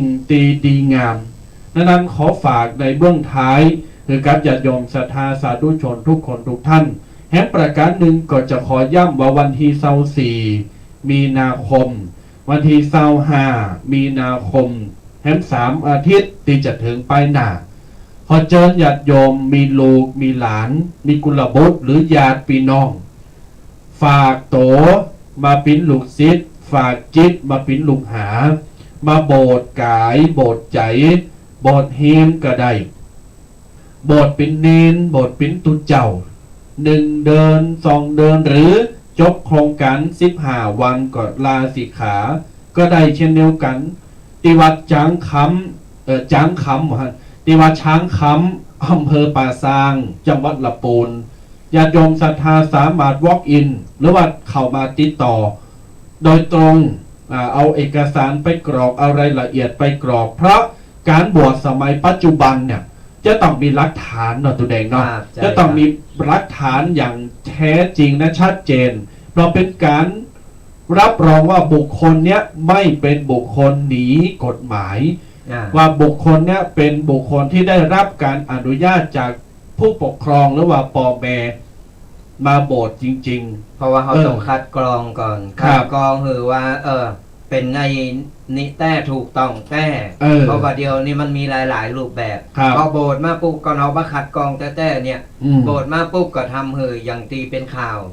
เป็นข่าวตึ้งวันเนี่ยพออย่างอันแต่นี่เขาจะได้คุณภาพเขาจะได้คัดกรองคุณภาพคัดกรองผู้สิ่งอย่างถูกต้องเรียบร้อยปุ๊บเขาก็อนุญาตถือโบสถ์เนี่ยถูกต้องตามกฎหมายแม่นนั้นแล้วขอเชิญญาติโยมศรัทธาเนอเอาลูกเอาหลานหรือญาติพี่น้องเนี่ยเอามาโบสถ์ขอเมตตาญาติโยมของบักเข็มหายากนะหมายความว่าไหนตุเจ้าพันเนนเขาไปที่ไหนก็ดึงหันหมดอ่ะแต่มันหายากจะเสาะมาอยู่วัดเนี่ยมันยากจะเสาะละอ่อนมาโบสถ์มันยากฮะว่าโอ้มันตึงเข็มปุโตศรัทธาญาติโยมลองมาเสาะลองมาผอหาผอหลอกจะจูจะจูจะจักจะโจรคนมาโบสถ์มันใจของง่ายๆนะดังนั้นแล้วญาติโยมศรัทธาทั้งหลายและอย่างที่สำคัญผู้ปกครองพ่อแม่ญาติพี่น้องเนาะถ้ามีลูกมีหลานขออย่าได้บังคับจิตใจละอ่อนห้ามเขมึงต้องมาโบสถ์สุมาตะคิงต้องมาโบสถ์จะอั้นจะอี้ฮะบัดนี้จะอย่าบังคับจิตใจมาโบสถ์เหมือนเฮาส่วนเปิ้นส่วนโตถ้าเฮาบังคับจิตฉาไผมาบังคับจิตใจเฮาหือทำอย่างที่เราไม่ชอบเฮาก็เกิดประโยชน์บุญก็จำเกิดปายแบบปอบาปติดโตเฮาตัวนะญาติโยมนะเพราะนั้นแล้วจะต้องหือเขาอธิบายหือเขาแต่ถ้าจิตใจเขายังไม่พร้อมก็ปิ้นยังมันใจว่าจะต้องโบจุนจะปิ้นจะตายถ้าพร้อมแล้วไม่มีภาระไม่มีธุระไม่มีห่วงหาอะไรบางคนพ่อแม่ยังป่วยอยู่อันนี้ปิ้นยังพ่อแม่ป่วยก็ไปดูแลพ่อแม่ก่อนหรืออยู่ในระหว่างที่จะต้องทำงานส่งครูส่งมหาลัยหรือว่าจะต้องจอยเหลือพ่อแม่สอบว่าหากินทำมาค้าขายอันนี้ก็ปิ้นยังญาติโยมศรัทธาก็อนุโลมให้แต่เก้มีสายรถสายโทรมาไม่ได้หับด้วยเพราะว่าอยู่นอขอเมตตาเดี๋ยวโทรมาแห่งกันเนอร์ขอเมตตาเดี๋ยวโทรมาขอสุมาอาภัยเนอร์ห้ำแจนสกรรมเนอร์เป็นห้องว่าบวชเมื่อพร้อมบวชเมื่อพร้อมญาติโยมศรัทธาจังหลายถามใครใดบาปนะจะไปบังคับมึงต้องมาบวชคิงต้องมาบวชจะอั้นจะอี้กูขี่ขั้นเล่ขี่ขั้นพอปิ้นตุกปิ้นเวกปิ้นการปิ้นพันลาจะไปว่าอั้นมันมีผลต่อจิตใจ ต้องถามอู่ดีๆโอ้ตุเจ้าเปิ้นประกาศโบสถ์ว่าจังกำป่าสังทันมหาประสิทธิ์อะวันที่24 25 24จะหูดโหแล้วหูดกิ้วโบสถ์นาปล่อยผมอ่ะวันที่25มีนาและไปไหนแฮมซิบหาวันเปิ้นตะโบสถ์ลงเหลิงห่มเหลิงอีเมขะไดบุญยายขะไดบุญตาขะไดบุญน่ะหลานเฮ้ยลูกเฮ้ยไปโบสถ์เอาบุญหือโต๊ะเก่าบุญหือปองหือเมปะหือปู่ย่าตายายใจชีวิตหือปิ้นประโยชน์ใจเวลาหือปิ้นประโยชน์เฮาก็ได้มีเวกมีการหยังกันดีๆตกลงป้องใจถามญาติพี่น้องญาติผู้ใหญ่เข้ามาปรึกษาวัดจังกำโทรศัพท์ไปหาท่านมหาประสิทธิ์โดยตรงเลยเนอะญาติโยมศรัทธาเนอะไผตีแฟนรายการที่มีเบอร์โทรศัพท์ก็สามารถโทรไปได้9:59 นาที1 นาทีขออนุโมทนาปันตอนด่วนเลย ก็ปั่นป้อนในศรัทธาญาติโยมเนอะก็ขอจุบุจุคนเนาะหายตุกหายโศกหายโรคหายภัยหายเจ็บหายไข้นึกหวังสิ่งได้สมปรารถนากูสิ่งกูประการเงินทองไหลมาเทมาอย่าได้ขาดสายขอเงินต่อเงินต่อเงินทำการงานใดๆเจริญก้าวหน้าทำมาค้าขายร่ำรวยทำไม่ทำสนได้ผลผลิตเจริญงอกงามขายได้ราคาสุขภาพร่างกายแข็งแรงแข็งขาดปลอดภัยอายุมันขวัญยืนมีโจกมีใจหือบุญปกปักรักษาคุ้มครองกันกูคนเนอขอเจริญปอนอายุ และ วันโนสุขังพลัง